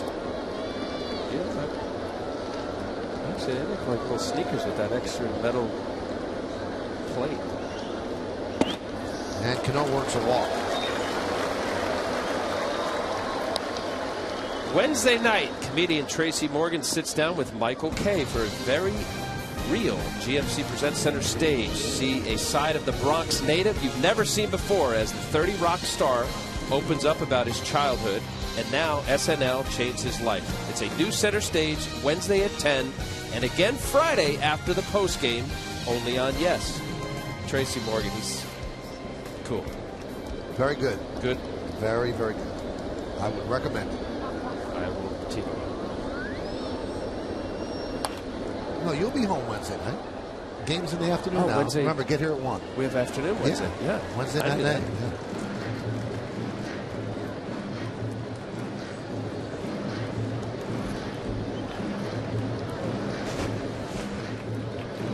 Jason Nix took over for Mark Teixeira. Teixeira hurt his left calf in the 5th inning.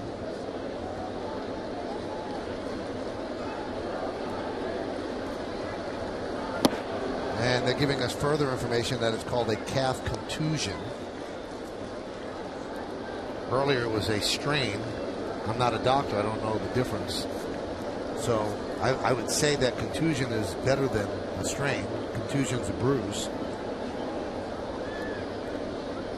But again, we'll find out on the postgame. Jack Curry is here. We'll find out all that information downstairs. Jason Nix with a high fly ball right. Sierra makes the play for the second out.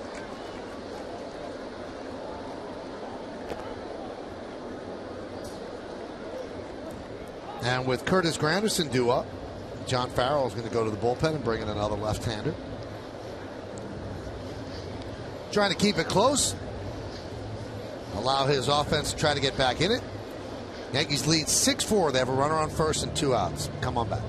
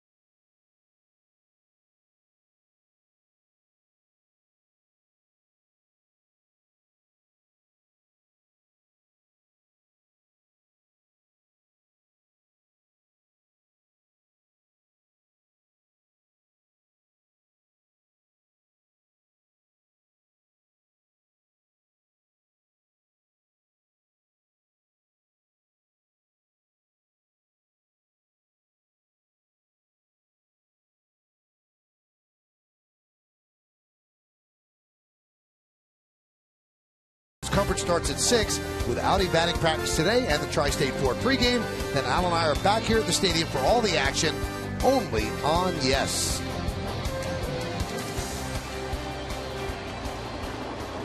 Aaron Loop. 1 walk, 20 innings. This is your lefty specialist. Come in to get a left-handed batter out. 181 batting average against. Throws across his body, very unorthodox. Another good pitcher out of this Blue Jay bullpen. Anchored down by the closer, Casey Jansen. Closer was supposed to be Sergio Santos, who they got from the White Sox, but he got hurt. He's out for the year. And they've made the most of what they have out there. Jansen's actually done a good job. Here is Granderson. He's 0 for 3. 2 fly balls to center and a ground ball to second. Cano leads off first. You can see why Loop is tough on lefties. Kind of slingshots the ball for a strike.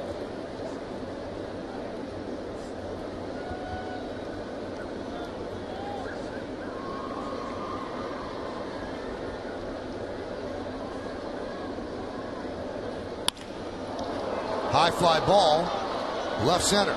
Rasmus makes the play, so Luke comes on to get Granderson, who's flown out to Rasmus 3 times. We're going to go to the 8th. 6-4 Yanks.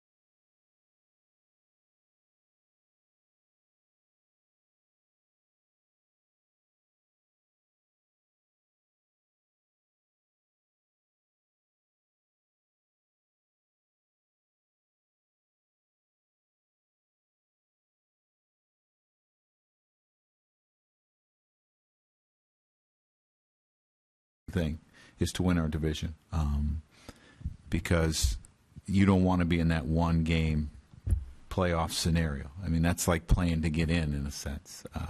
So by the new rules, the winning of your division takes on a lot bigger importance. Well, they added the second wild card to add a level of importance to winning the division. I think they've done that, and these games actually are important as the Yankees try to extend their lead. The White Sox and the Orioles tied at 2, top of the 7th, and Tampa Bay and Texas 5-5, top of the 5th. It's important to win the East. It's important to win the Central and the West. David Robertson comes on. He's had a busy day. He's at the hospital this morning with his wife, Erin, and she gave birth to the couple's first child, a boy, Luke Joseph. And there is David with little Luke Joseph. You said last night, right? No, I think it was early this morning. I think the clock says 3:17 there. Congratulations.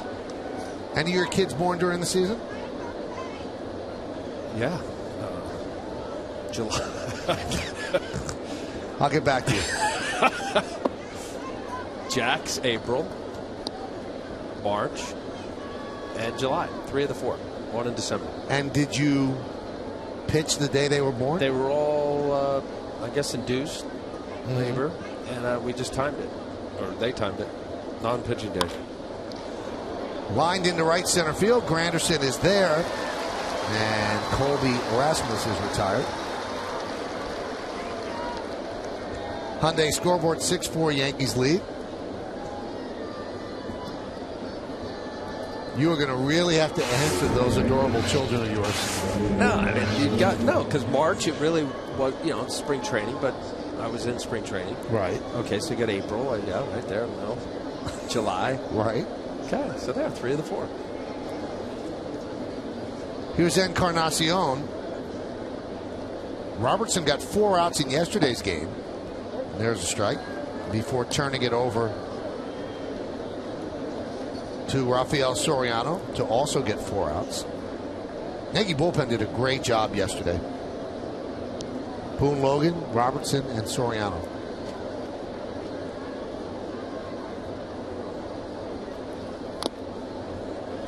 Robertson, what a pickup, what a find, what a job he's done. I love it.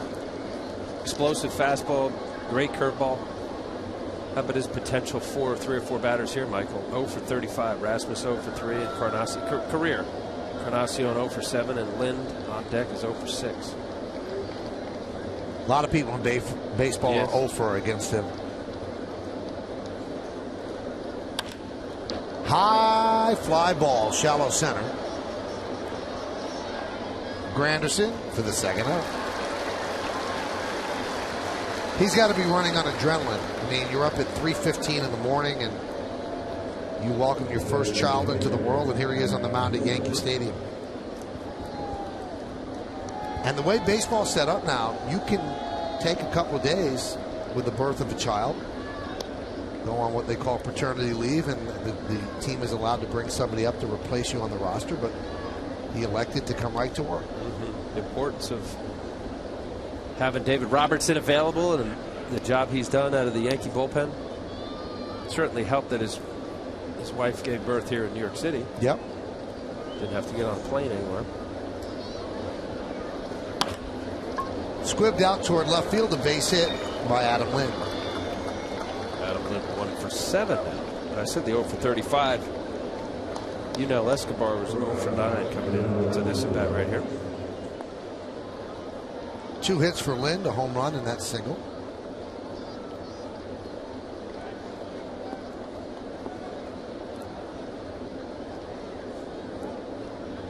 Escobar's 0 for 3 tonight.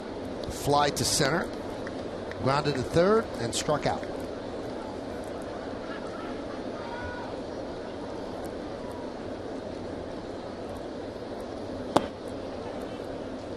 Count 1-0.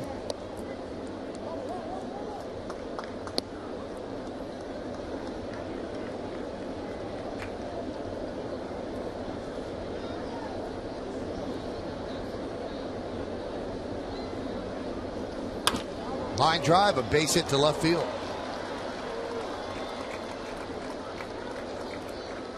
So 2 consecutive 2-out singles. And that's going to bring up Kelly Johnson.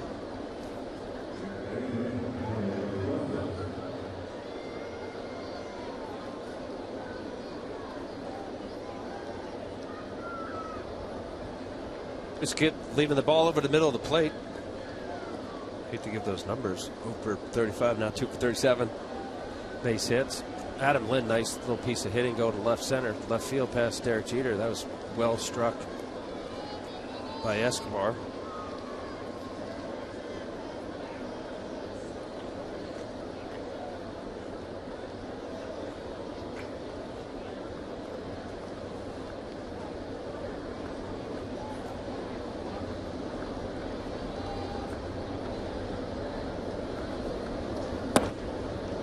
Pitch inside, 1-0.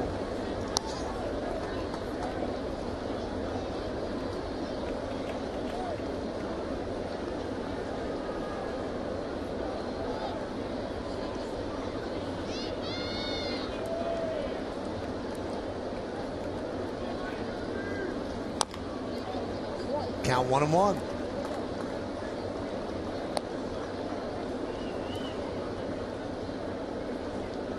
Johnson tonight struck out in the second, walked and scored in the fifth, and then grounded to first in the seventh. That was the last out that David Phelps recorded.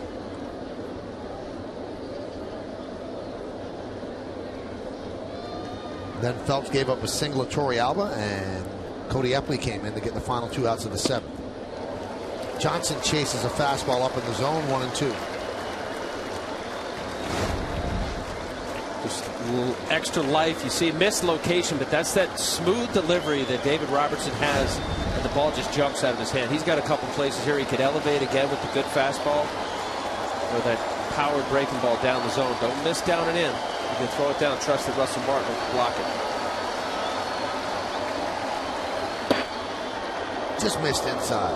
And you see the cut.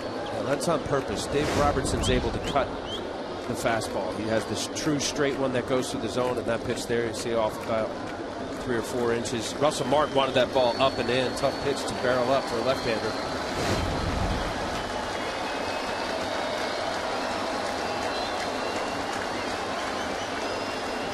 And the pitch. Swing and a miss. 94 miles an hour. And Robertson works a scoreless 8th inning the day his son Luke Joseph was born. We go to the bottom of the 8th inning. Yankees 6, Blue Jays 4.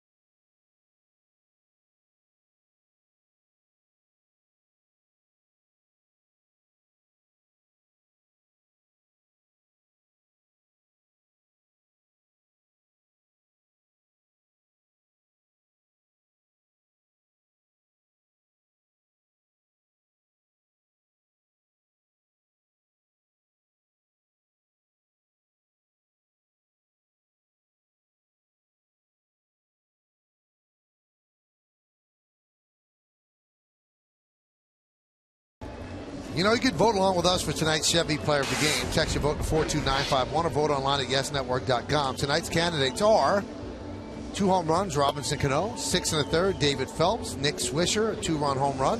Vote now, make your voice heard. Standard text messaging rates apply. Who are you voting for, Al? I'm going to go with David Phelps. So 2 home runs mean nothing to you? No, it does. Well, Cano's early home runs obviously get the Yankees on the board. Pitcher bias. I got to do the pitcher bias. I'm sorry. Hyundai scoreboard 6-4 Yankees lead. Aaron Loop still on the mound to face Eric Chavez. There's a strike.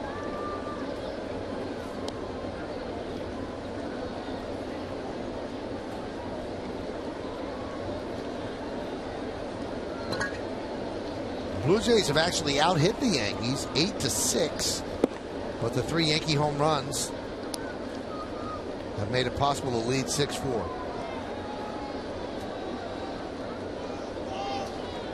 Rafael Soriano getting ready.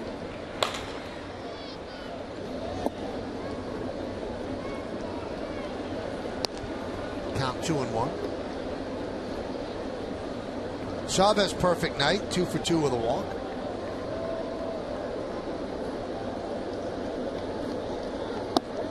Good breaking ball. Going to buckle the knees of Chavez and count 2-2. He's proud. Loop's throwing about 1.5 feet, maybe even 2 feet across his body, which closes the front side. Real tough to hit against if you're left-handed. Another pitcher gets hit for Toronto, and another base hit. Twice Chavez has done it. 4 times it's happened. Once off the hand, once off the calf, another one off the foot. I'm not sure where that one got looped, but a base hit for Chavez. Dangerous out there, Al. Well, hopefully he's all right. Let's see a little breaking ball. I think he was more thrown off by the ball coming at you as opposed to the speed of that. That looked like it didn't have great velocity. He just backed up. You know, look, you're 56 feet away after you throw the baseball.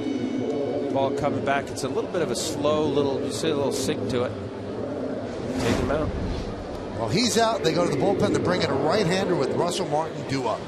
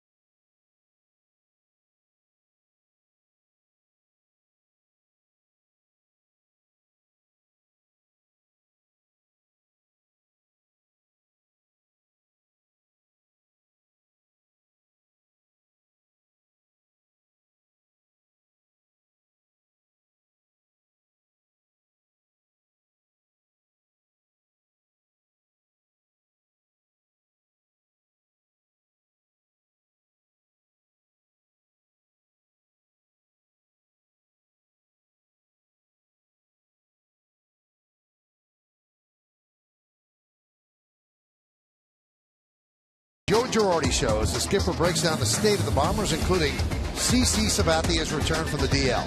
It's the Joe Girardi Show tonight after the postgame.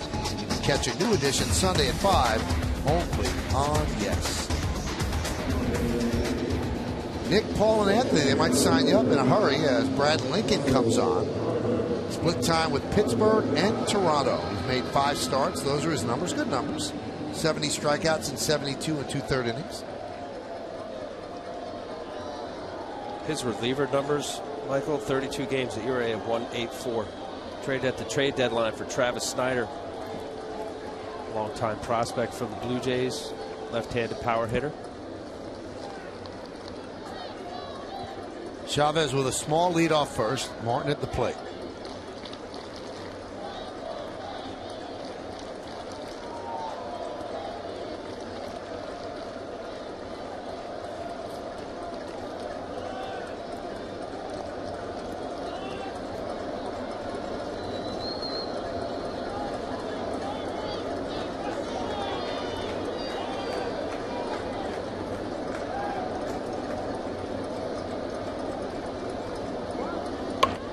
Bunted in front of the plate. Lincoln almost threw the ball away, but Encarnacion hauls it in for the first out. Sacrifice successful. 1-3 as Chavez moves to second.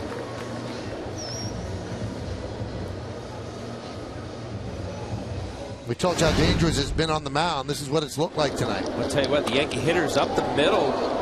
See the starter Henderson Alvarez putting his hand up, and then he gets hit in the ankle, ultimately gets taken out of the game. And then Derek Jeter hard smash up the middle off Aaron Laffey. And now we just saw the ball off of Aaron Luke. A little target out there on the mound for the Toronto Blue Jay pitchers. Don Farrell, the manager of the Blue Jays, know a little something about that. Pitcher in his own right when he played. There's Andrew Jones. Pitch outside. Jones pinch hit for Ibanez in the 6th inning. Fly ball to right field.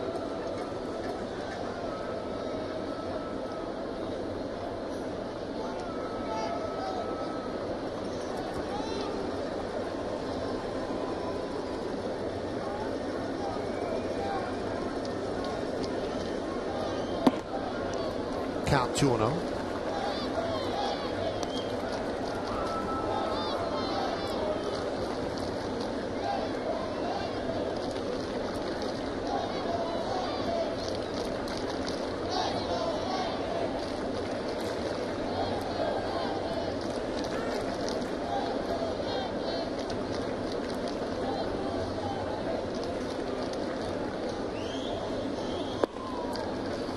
That one missed low, and the count 3-0.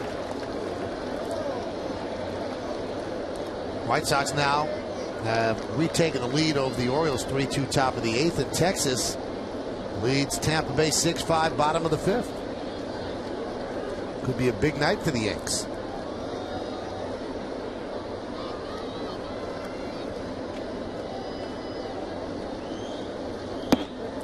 Poured a fastball in there for a strike.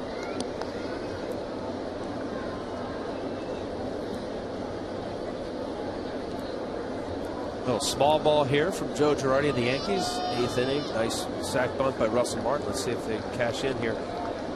Brad Lincoln thrown behind in the count with his breaking ball.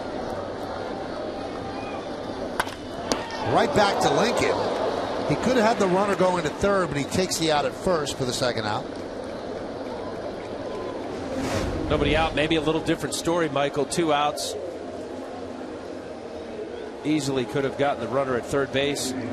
He elected to go to first base. 2 outs. Now you got to get Ichiro. You see how much time he had to get Chavez in a rundown. See if it burns him. Runner at third base, 90 feet away. Pass ball, wild pitch. Infield single. Well, here's just the guy to pick up an infield single, Ichiro Suzuki. 0 for 3 tonight. Flight out to right, grounded to third, grounded back to the mound. Good hard fastball. I think there's different color socks there, Al. I think Brad Lincoln's socks are much lighter. The old school there, the actual. Then Rajay Davis. Socks.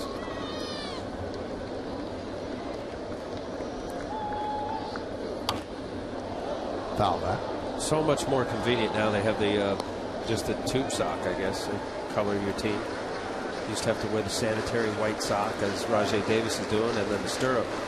I still think that looks better. This right here? No. Oh, yeah. I like the stirrup.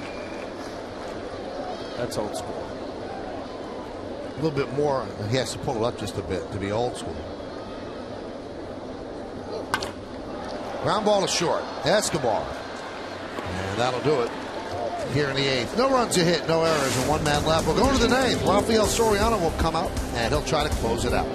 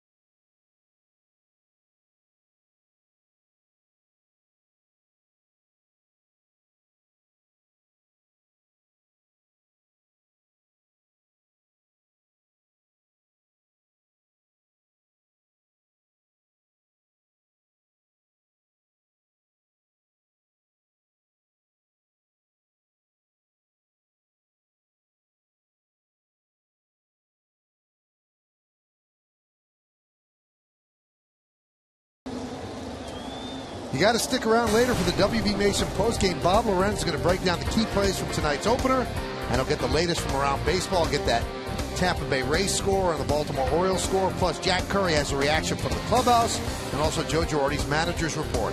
It's the WB Mason postgame. It's only on Yes. So Soriano will come on and try to pick up his 34th save. He's 33 out of 35, and he has been one of the best relief pitchers in baseball for the Yanks. Got an opportunity, unfortunately, with Mo going down, and almost perfect. Yesterday, a bit of a scare on a comebacker. Really a hot shot back to the mound. We've seen 4 of those today. And it hit his bare hand. They had a compression wrap around it when he traveled home, but he's out there on the mound the next day, so he's fine tonight. Here is Torrealba against Soriano. Low and away, 1-0.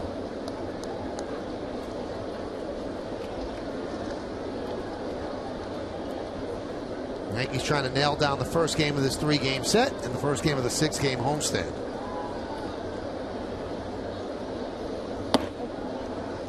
Yeah, strike.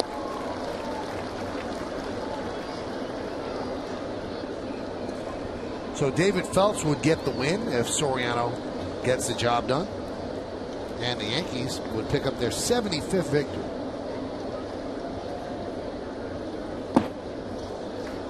Two and 1.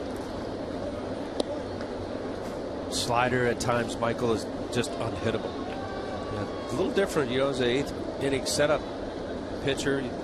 Hitters are generally more aggressive depending upon the situation. More often than not, a closing situation of 9th, hitters will spot the pitcher strike.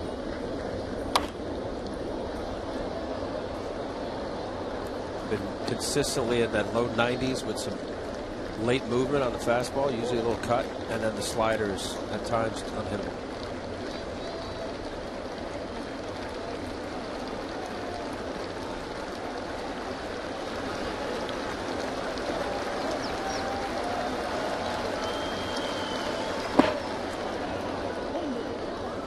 This is what happened yesterday, how scary a moment this was off the bat of Jason Kipnis.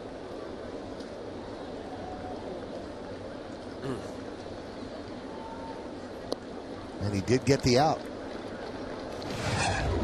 Instinct takes over. Haven't been hit in the head before, your life, you just realize the danger of how close you are and just at least protect your head.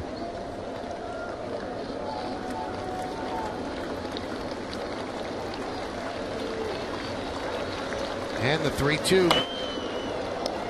Foul back.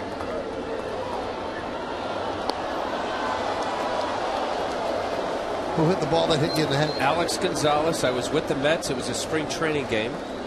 And it was a curveball, and he just roped it. And I barely got some glove on it. And it hit me just off the temple, right temple. Very scary. 3-2. Swing and a miss. Torrealba down on strikes. Nasty 3-2. You talk about Soriano trusting this pitch. Tight spin. Can't pick up the dot. Torrealba just could not hold off. I think that's what makes Soriano. He'll throw it in any count. Very unpredictable. So one down, and that brings up Moises Sierra. Moises is 0 for 3 tonight. 2 ground balls back to the pitcher and a ground ball to second.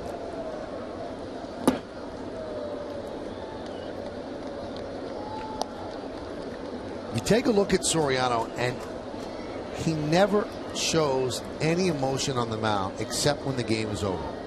And then he unleashes a fury, clapping his hands together, pulling his uniform out. But on the mound, almost tranquil. Foul back. You know, I think of, you remember Lee Smith? Sure. A big, tall man, many years with the Cubs, and just very, I saw that in his demeanor. Just very deliberate, very slow. You're right, conserve energy. You know, when a guy like this is getting it done, normally, you know, most closers got that fiery tempo. Up the middle and through for a base hit.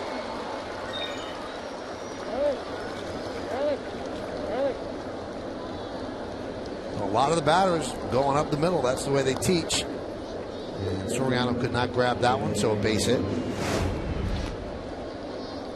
Fastball up middle of the plate. Sierra getting good wood on it. Right past again up the middle.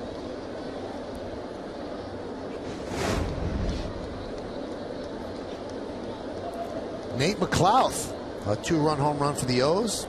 Baltimore leads 4-3 over the White Sox. Bottom of the 8th inning at Camden Yards. Here's Adeiny Hechavarria. Pitches outside, the slider, and the count 1-0.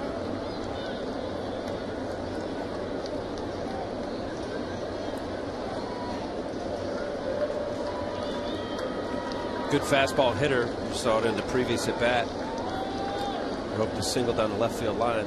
Cody Epley doesn't have the same velocity as Soriano.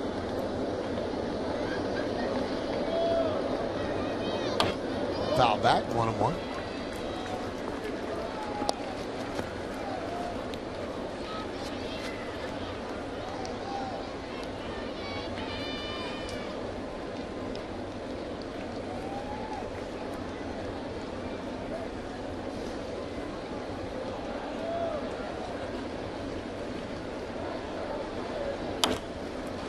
Popped up. Cano for the second out. Yankees 1 out away.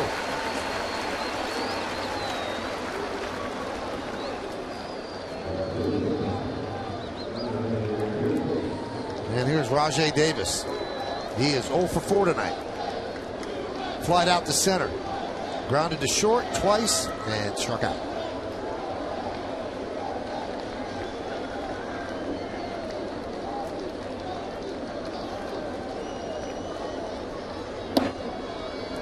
Breaking ball strike. It's that first pitch. Rajai Davis, I know he only has 6 home runs, but be careful of a guy who'll spin early, especially on the fastball. Gets a slider. Here comes another slider. And now the Jays are down to their final strike. Yankees trying to bounce back from a subpar road trip where they got swept by the White Sox, but they did take 2 out of 3 from the Indians over the weekend. And a crowd of 42,962 looking for the final out.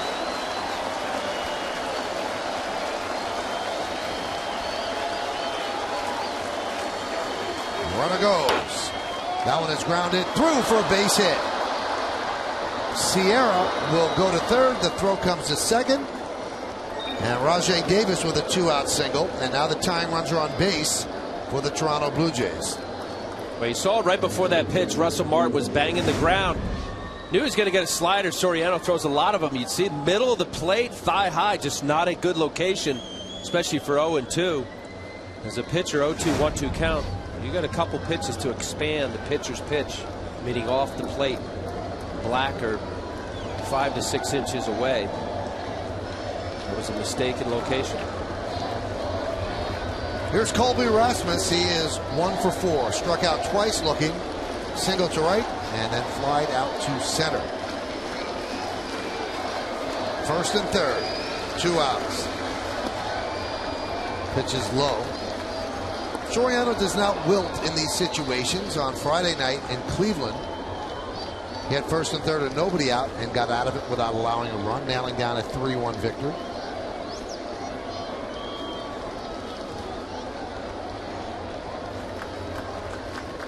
Fakes to third and fakes to first.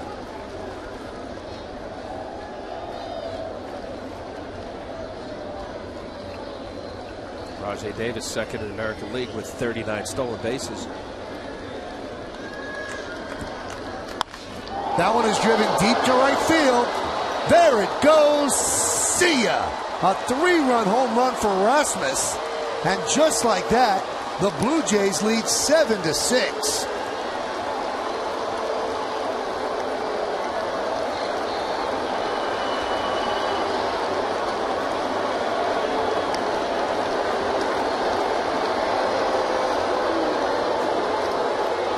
Out of nowhere.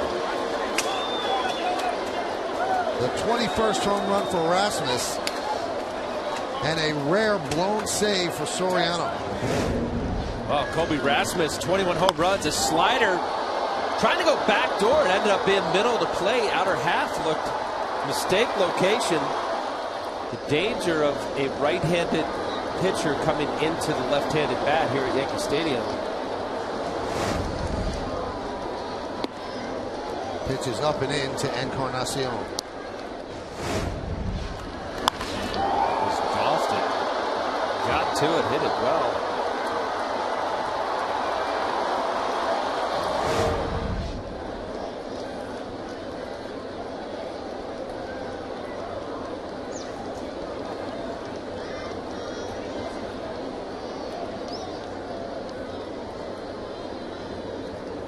Now you might want to look ahead. Bottom of the 9th inning, it'll be Jeter, Swisher, and Cano. So the top of the order to try to make this up as they now trail 7-6.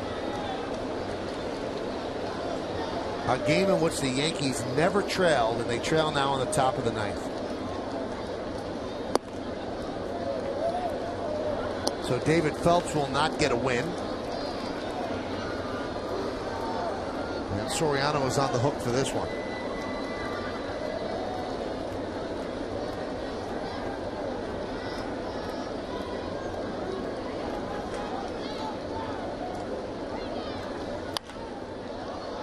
Count 2-2. So the Yankees 1 strike away. But Davis kept the game alive with the single as Larry Rothschild gets the bullpen up. And then the home run by Rasmus.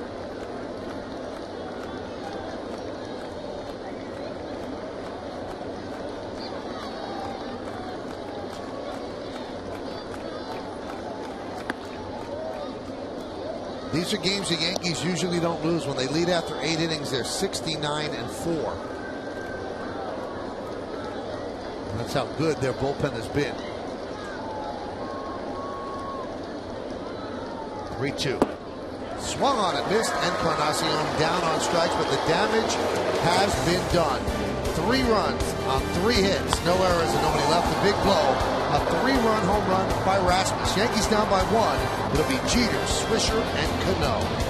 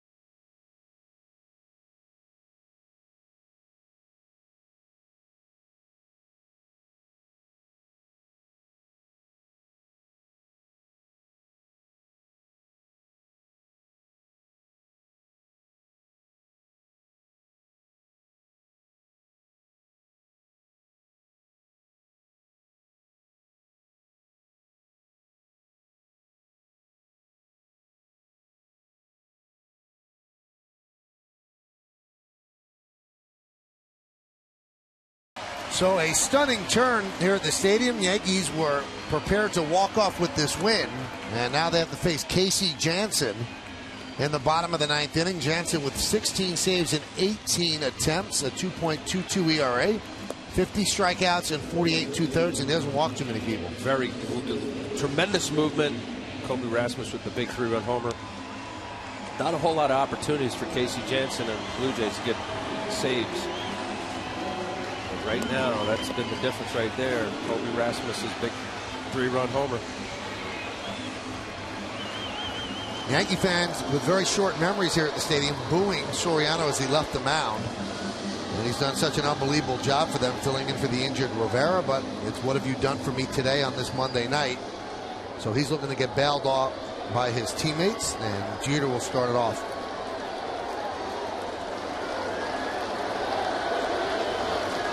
Jeter hitless in 13 at-bats lifetime against Janssen. Derek 0 for 3 tonight with a walk. Strike on the outside corner. Uh-oh, Derek saying, if you're going to give me that, give him that. This is going to be a tough at-bat. Did not like that call by Angel Hernandez, home plate umpire.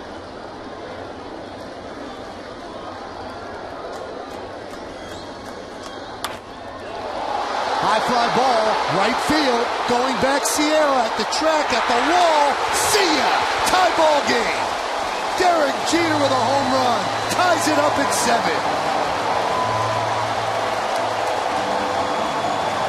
Well, he's not hitless against Janssen any longer. No. The first pitch, fastball away. Strike 1. He came back with, looked like a little slider. Derek has done so well in his career, staying inside the baseball. Tied this ball game up. Little cut fastball that just stays middle of the plate. Derek barreling it up just far enough. Moises Sierra. Tie ball game. And a nice catch by the fan. 3 gloves, 1 came up with it. Here is Nick Swisher. So the game is tied at 7, bottom of the 9th.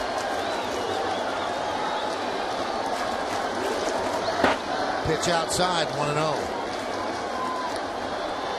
Like Jeter, Swisher not much success against Janssen, just 2 for 15.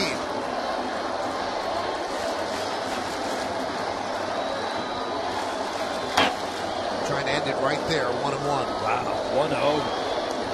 Perfect pitch to swing, middle of the plate. Swisher got a little over anxious here. Watch here, he swings out of his shoes. That is a mistake right there from Casey Janssen on the Yesmo. And there's a strike to Swisher, 1-2. Robinson Cano is on deck. So Soriano partially bailed out.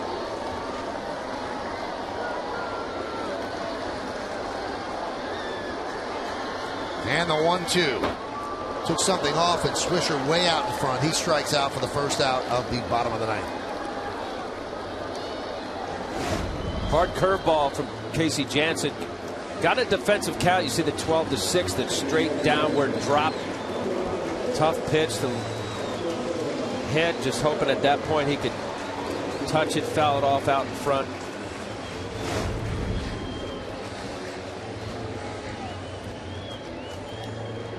Well, here's Cano. He has 2 home runs tonight, both solo shots.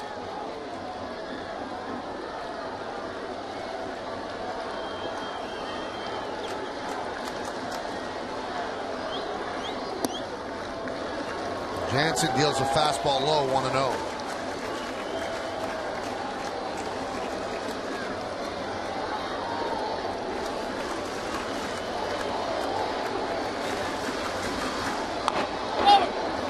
Grounded foul. Hit the 2 home runs in first inning off of Henderson Alvarez. Solo home run. Put the Yankees ahead 1-0. Then the 4th inning, trying to get a fastball in. Alvarez again. Making it 2-0 Yankees. Now here we are, bottom of the 9th, 7-7 ball game. Cano has never had a 3 home run game.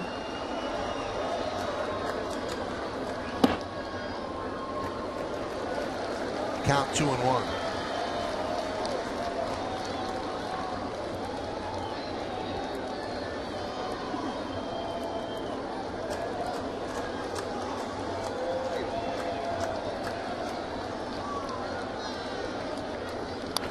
Foul back.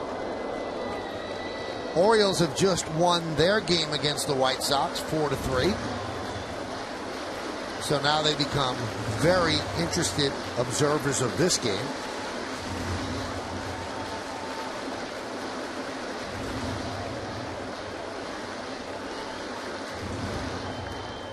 Jeter had a home run in each game in Chicago. And then a home run in this one. The 2-2. Ground ball to first. Encarnacion flips to Jansen for the second out.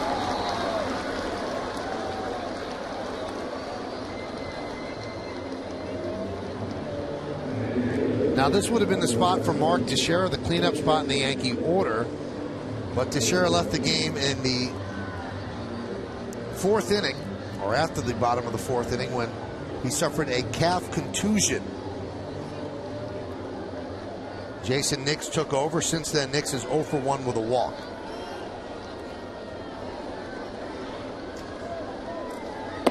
Pitch is high.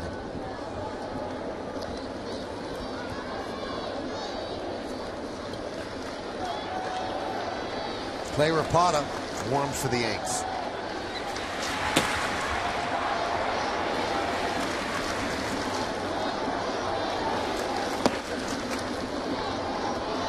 Fastball strike, 1-1.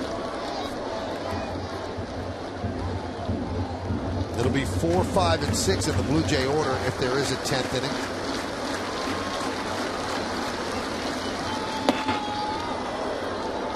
One and 2.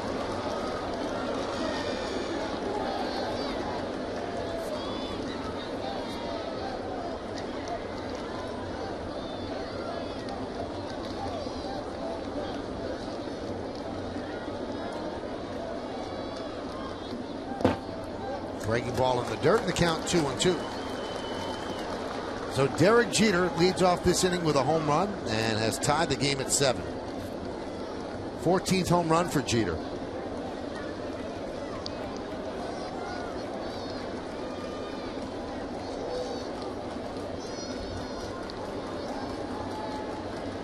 And the 2-2.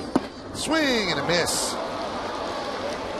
Nix down on strikes, but the captain keeps the game alive. A leadoff home run here in the bottom of the 9th inning. It's 7-7, and it's time for free baseball. Extra innings coming up.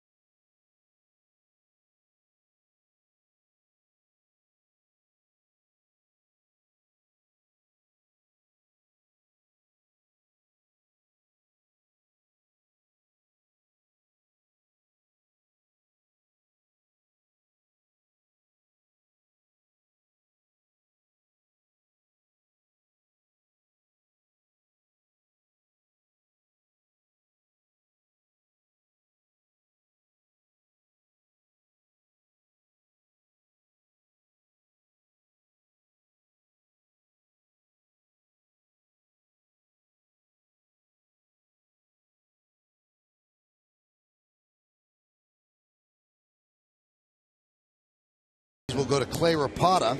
They've already used Cody Epley, David Robertson, Soriano, who got a rare blown save, and now they will turn it over to Clay Rapata with Adam Lynn, Yunel Escobar, and Kelly Johnson due up in the 10th. Yeah, a little left, right, left here, Michael. Go right after Adam Lynn. Pitch Escobar tough, and then you got Kelly Johnson.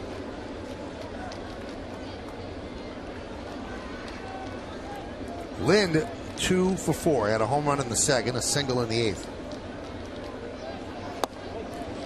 And a strike.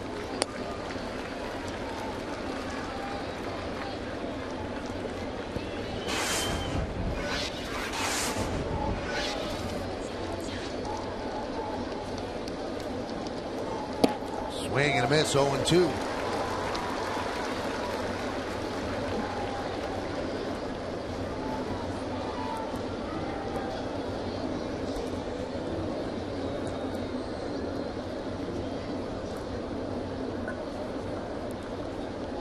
And the 0-2. Missed outside 1-2.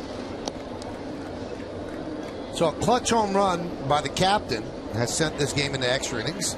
And now the veteran Darren Oliver is up for the Blue Jays in their bullpen.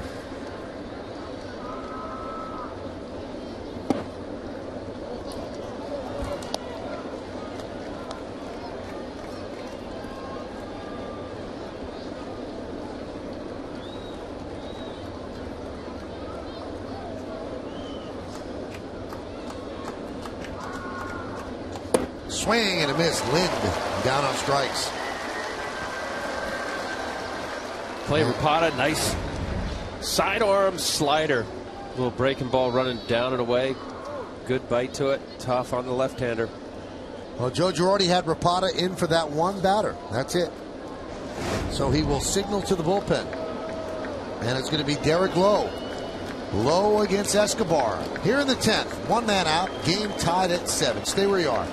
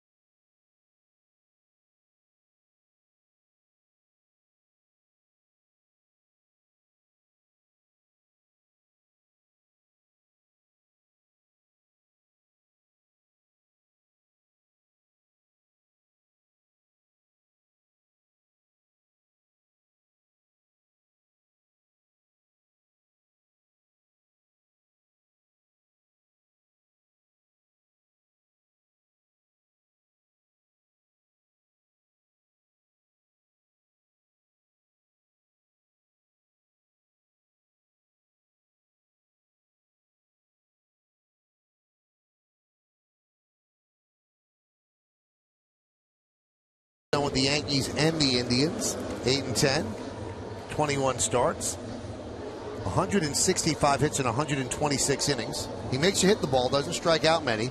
Opponents at .319 against him. He said the problem in Cleveland is he's a major league tamperer. He tinkers and tampers with himself and he kept correcting things. And when Cleveland let him go, he sat down and watched some tape, and he realized how far off he was from where he needs to be. And he thinks he's corrected it. There's a strike. You know, Michael, that usually comes with age, and you lose your stuff. And when the pitcher gets older and his stuff isn't the same, you lose confidence. Ground ball to Jeter. 2 outs. Well, Derek Lowe in his heyday, I mean, just a bowling ball sinker, power sinker with a good slider. So he had that scissor effect, that boring in fastball to the right-handers, and then a put-away slider.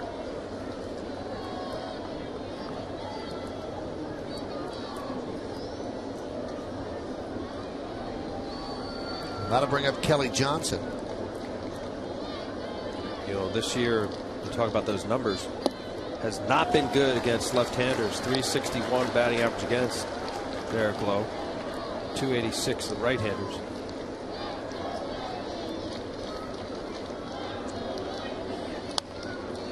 Johnson fouls it back. Count 0-2.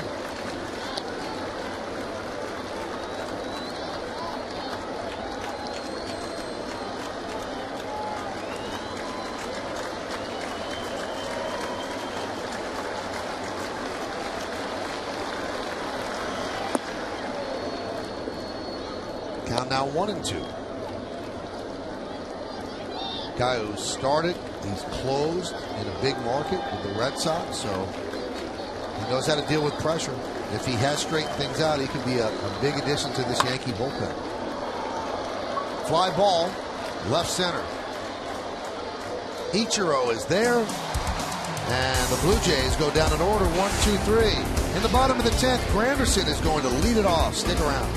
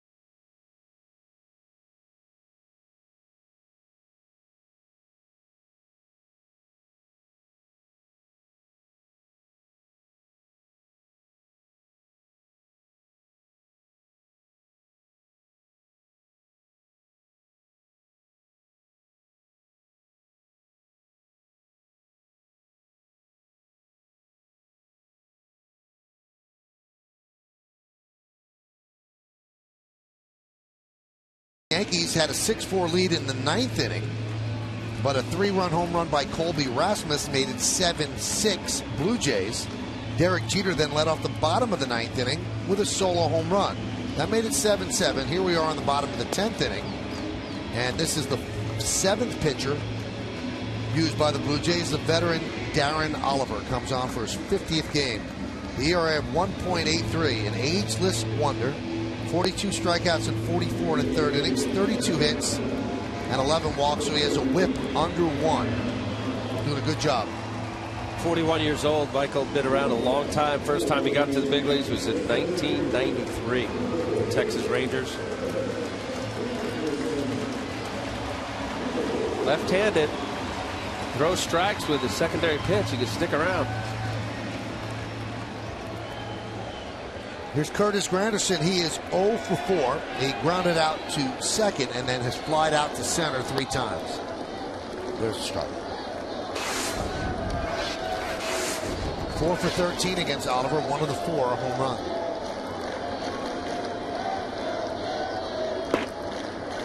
Oliver keeping it away from Granderson, which means keeping it away from the shorter part of the ballpark.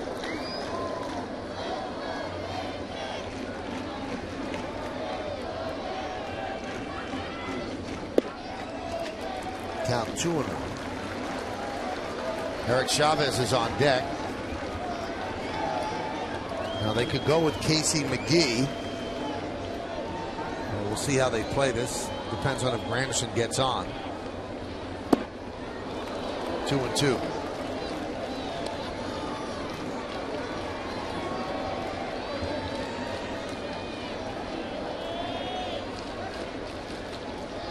Oliver deals. Still 2-2.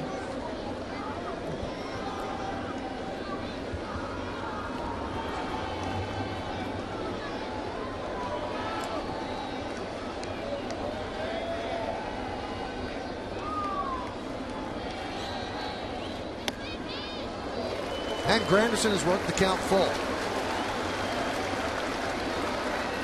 Well, he's stingy on both sides.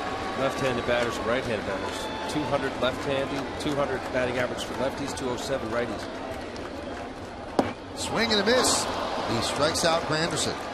See, that's just smart right there, Michael. He throws a kind of a show-me fastball deliberately way up in the zone at 88 and then came back with his reliable breaking ball. Calls it a slider. It's got more of a curveball speed to it. See Granderson out in front, 3-2 count. Sped him up with the high fastball. Here's Chavez, 3 for 3 with a walk, and the pitch is high. 1-0.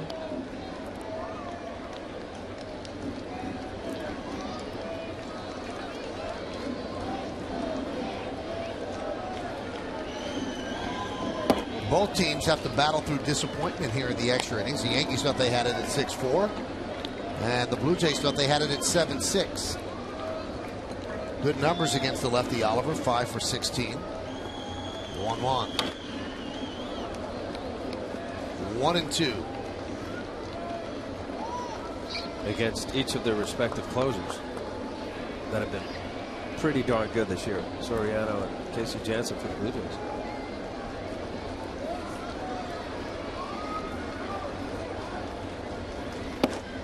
Strike 3, Chavez down looking.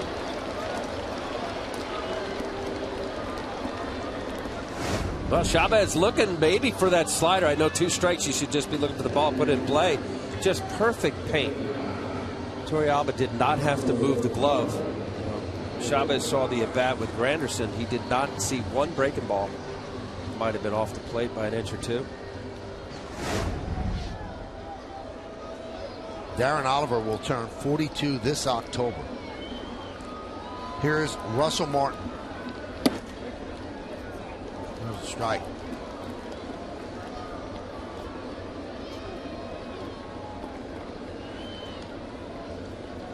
You're almost surprised a team like the Blue Jays that aren't going anywhere this year with all their injuries would not deal a veteran like this and get a young player back, and why a contending team, maybe they did make a run for him, but the Blue Jays wanted too much. Well, that's the perfect guy to deal if you're out of it. 41-year-old left-hander. And for Darren Oliver, been around a long time. You'd want to go to a contender.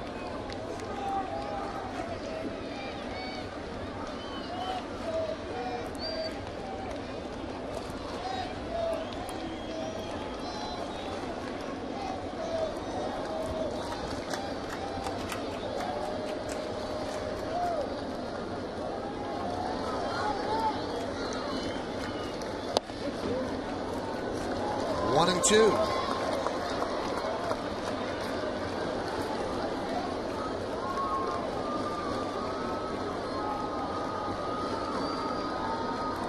Andrew Jones on deck.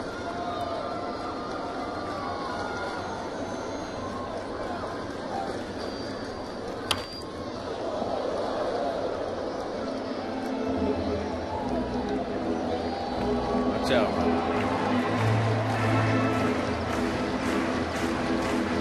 So earlier tonight with Brian Butterfield and third base coach of the Blue Jays. Yeah. Butter.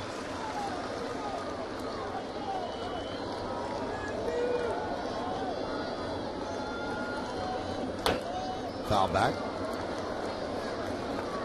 Sometimes extra inning games go a little bit longer than they should because everybody's trying to hit the home run, the walk-off home run, rather than string together a couple of hits. What's your 19-inning game? That's what happens.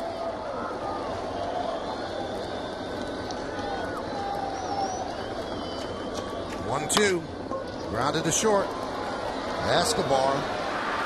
The throw pulls him off the bag, but the tag is applied by Encarnacion, and he saves Escobar an error, and he ends the 10th inning. So the Yankees go down in order, and we're going to the 11th. It's a 7-7 game.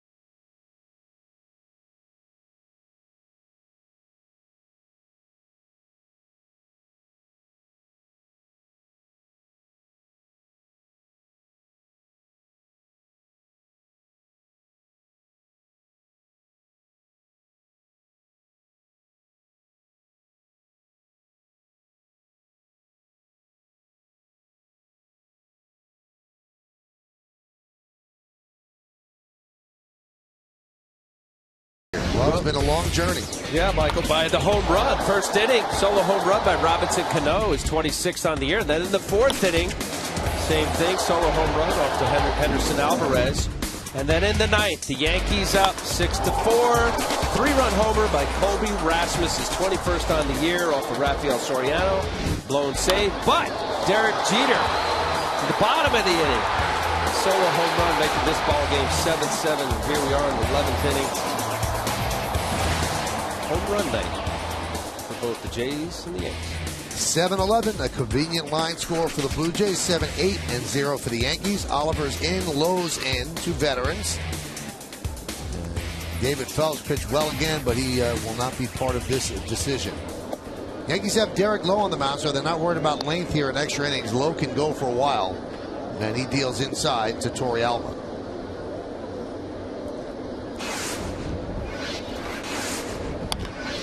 Grounded left side, through for a base hit. So a leadoff single for Torrealba.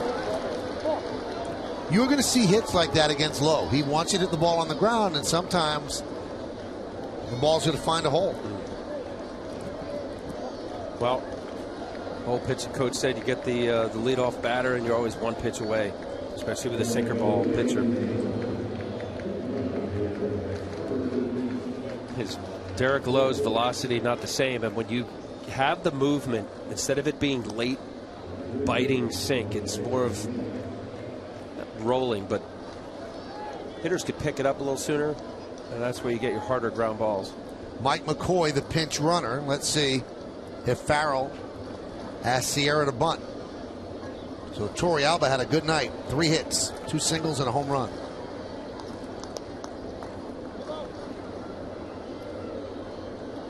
Well, you got a ground ball pitcher, sets up certainly in an extra inning game.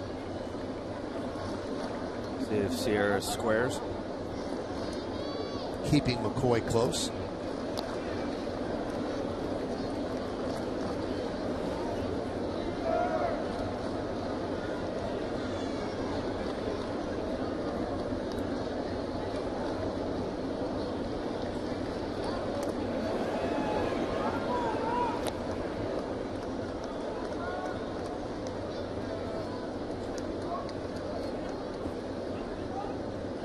No, it's a sack situation. Usually a high fastball is what you're trying to do to get the ball to pop up. It's a foul ball on the bunt attempt. Didn't look too comfortable there. Let's see, Sierra square. A lot of this guy in the minor leagues, you think about it, a lot of these hitters are middle of the lineup guys when they come up. Really didn't ever learn properly how to bunt. It's kind of a lost art.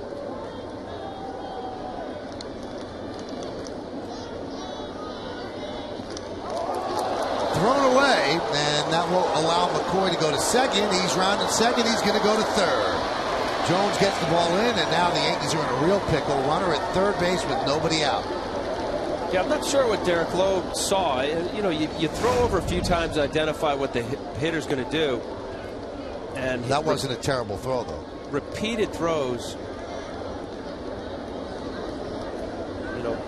Often as a pitcher, you see something with the runner, and you think you can pick him off. That was not a great effort by Chavez. Wasn't a great throw either. I think Chavez should have at least reached out and knocked it down. Infield in. Count 1-1. Chavez moved from third to first. Monteshera left the game with the calf contusion.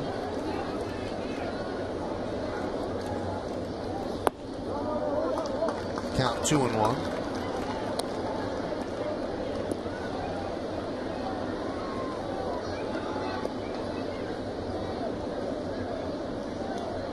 Well, you got a ground ball pitcher, infield in. On average, Major League batting average goes up 75 points. Good pitch.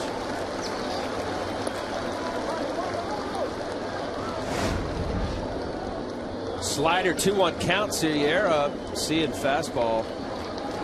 Now you got a chance to punch him out here, whatever that strikeout pitch is. And that's what he does. Big strikeout of Sierra. Sierra showing very uncomfortable against the breaking ball. The slider just drops out. Good play. Russell Martin keeping that ball in front of him. Potential run 90 feet away. Still infield in.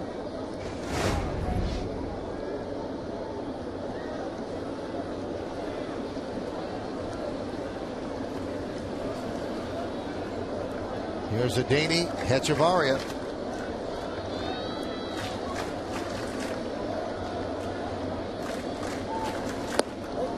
Strike on the outside corner. Nice pitch. Aggressive young hitter. Just the general rule of thumb is they're going to be swinging. Russell Martin calling a slider. Nice pitch by Derek Lowe.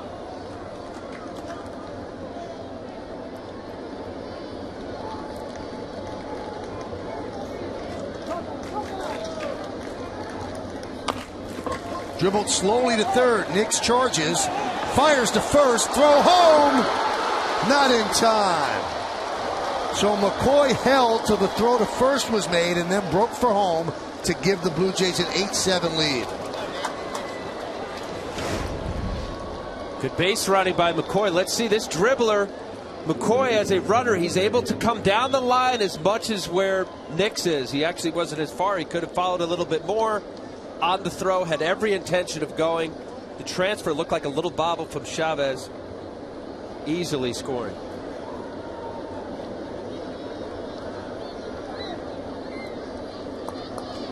Coming up, you see McCoy did not go that far. Maybe that was part of his plan, but as soon as the ball was left Nix's hands, he was going.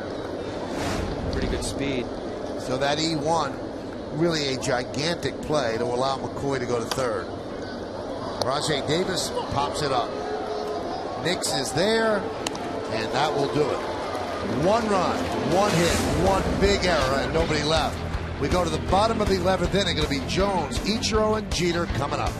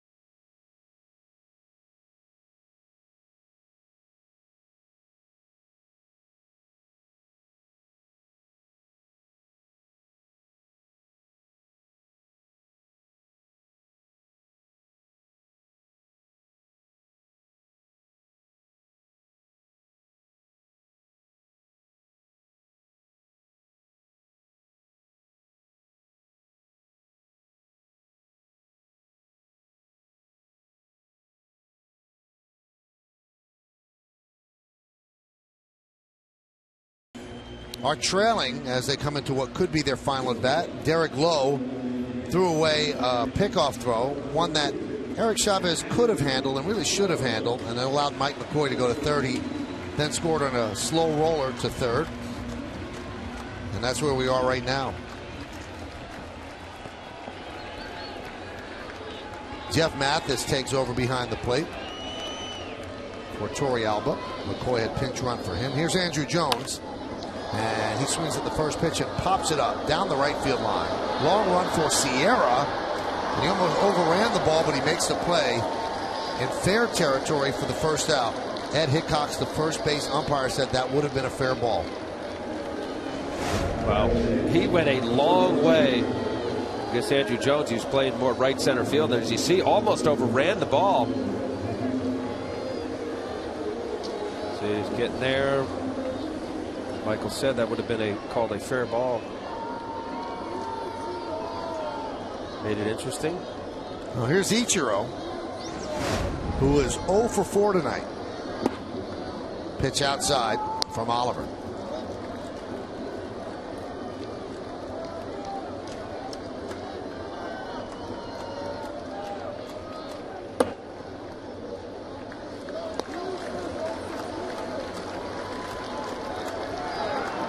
That's what's on the bench for the Yankees.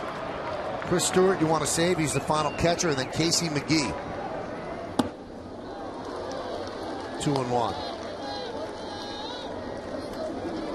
Pulled the string right there down, and Oliver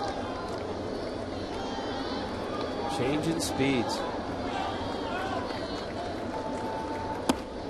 Shows bunt. Takes a strike.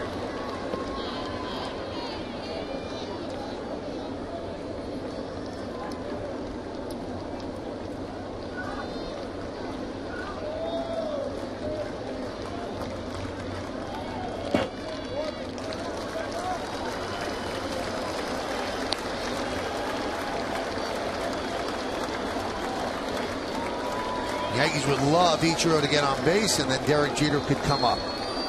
He's coming up anyway, but Ichiro then might be able to steal a base. 3-2, and he is on base. So Ichiro with a big walk with one out here in the bottom of the 11th. The Yankees down in this one, 8-7.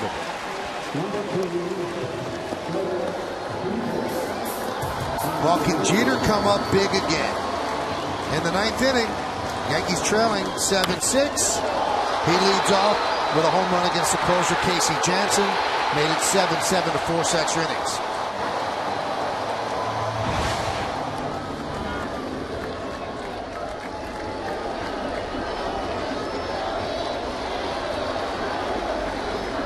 Ichiro leads off first, held there by Encarnacion. And there's a strike to Jeter. Interesting, John Farrell elected not to go to one of his 2 right-handers that are left. As good as Derek Jeter's been against left-handers, not great numbers against Darren Oliver career. He's got Chad Jenkins in the Blue Jay bullpen and Brandon Lyon. Derek certainly has faced Oliver a lot. Popped up, right side, long run for Johnson. And he runs out of room. And boy, it's an adventure with Sierra. He goes into the wall. Didn't have a chance to catch that one. But he gets up smiling.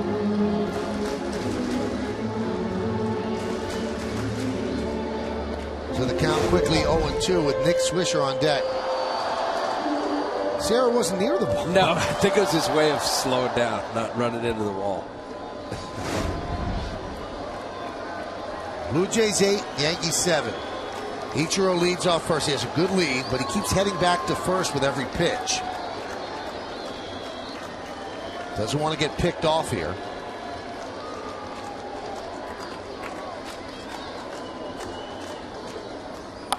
Jeter grounds one right side. Kelly Johnson gets the force, and Jeter is on first with 2 outs. That's a heads-up play by Johnson, keeping the tying run from going to second base. No, when Ichiro's running, quick transfer. You see his turn. Kelly Johnson making a strong throw to Escobar, having to get a speedy Ichiro, keeping that tying run. away from scoring position. See plenty of time. Good turn. Good play.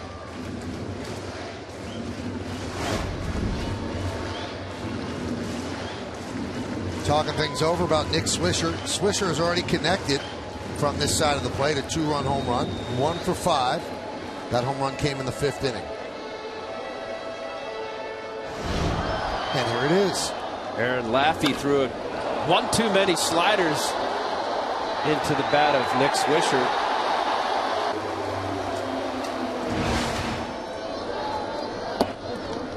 Swisher takes a strike.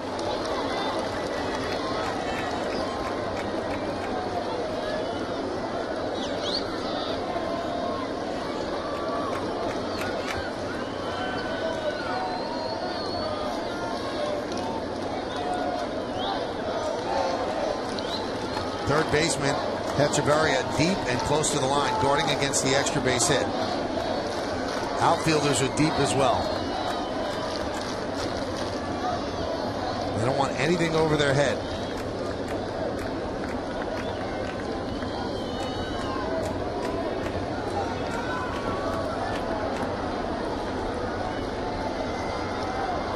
Nick Swisher has 3 career walk-off home runs.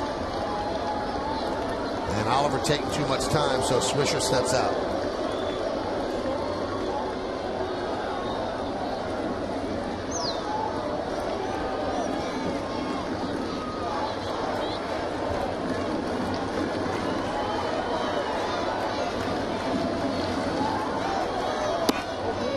One and one. Swisher has faced Oliver 8 times in his career. He's hitless in those 8. But remember, Jeter was 0 for 13 against Jansen.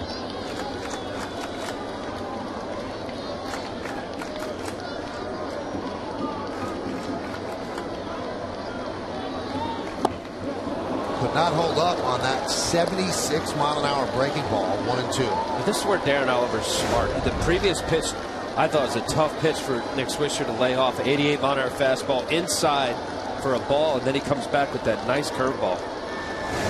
Previous pitch set up that swing right there.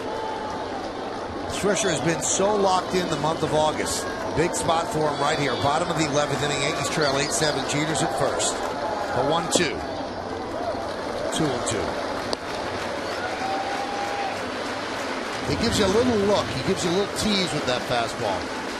And then he goes to work. On deck is Cano. You know, it's smart, Michael. He knows he's not throwing 95 anymore. And when he throws it, he's got to be intelligent about where he's trying to throw it and make sure he hits the glove and off the plate. That's a little throw over right here.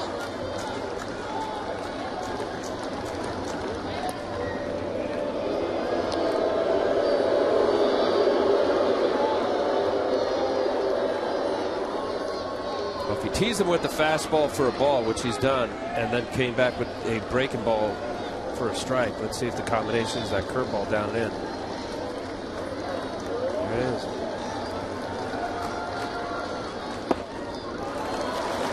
Well, that gives the Yankees a little bit of an advantage here because Jeter will be going on 3-2. He should be able to score on any double, and there's a chance on a deep single that he could also score.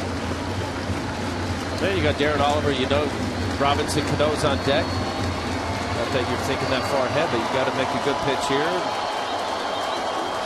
Don't give him to Swisher just because Cano's on deck. Jeter goes.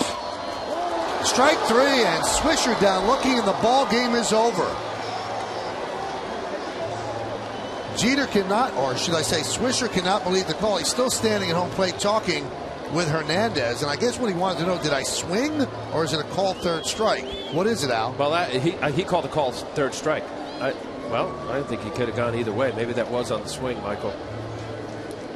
Let's see, the curveball inside for a ball. Could have been a swing. Now, if it's a swing, you're Nick Swisher, you want to check the first base umpire at Hickox. That's pretty close. It's close on both calls, whether it was a called third strike or whether it was a check swing.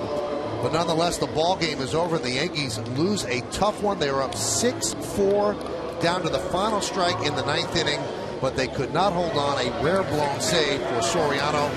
And despite a Derek Jeter ninth inning home run, they ended up losing this one in 11 innings, 8-7 to the Blue Jays. Stick around for the postgame show to find out who's tonight's Chevy player of the game. We'll come back, we'll wrap things up, and then we'll get into the postgame with Bob Lorenz and Jack Curry. Tough loss for the Yankees. They lose 8-7 in 11.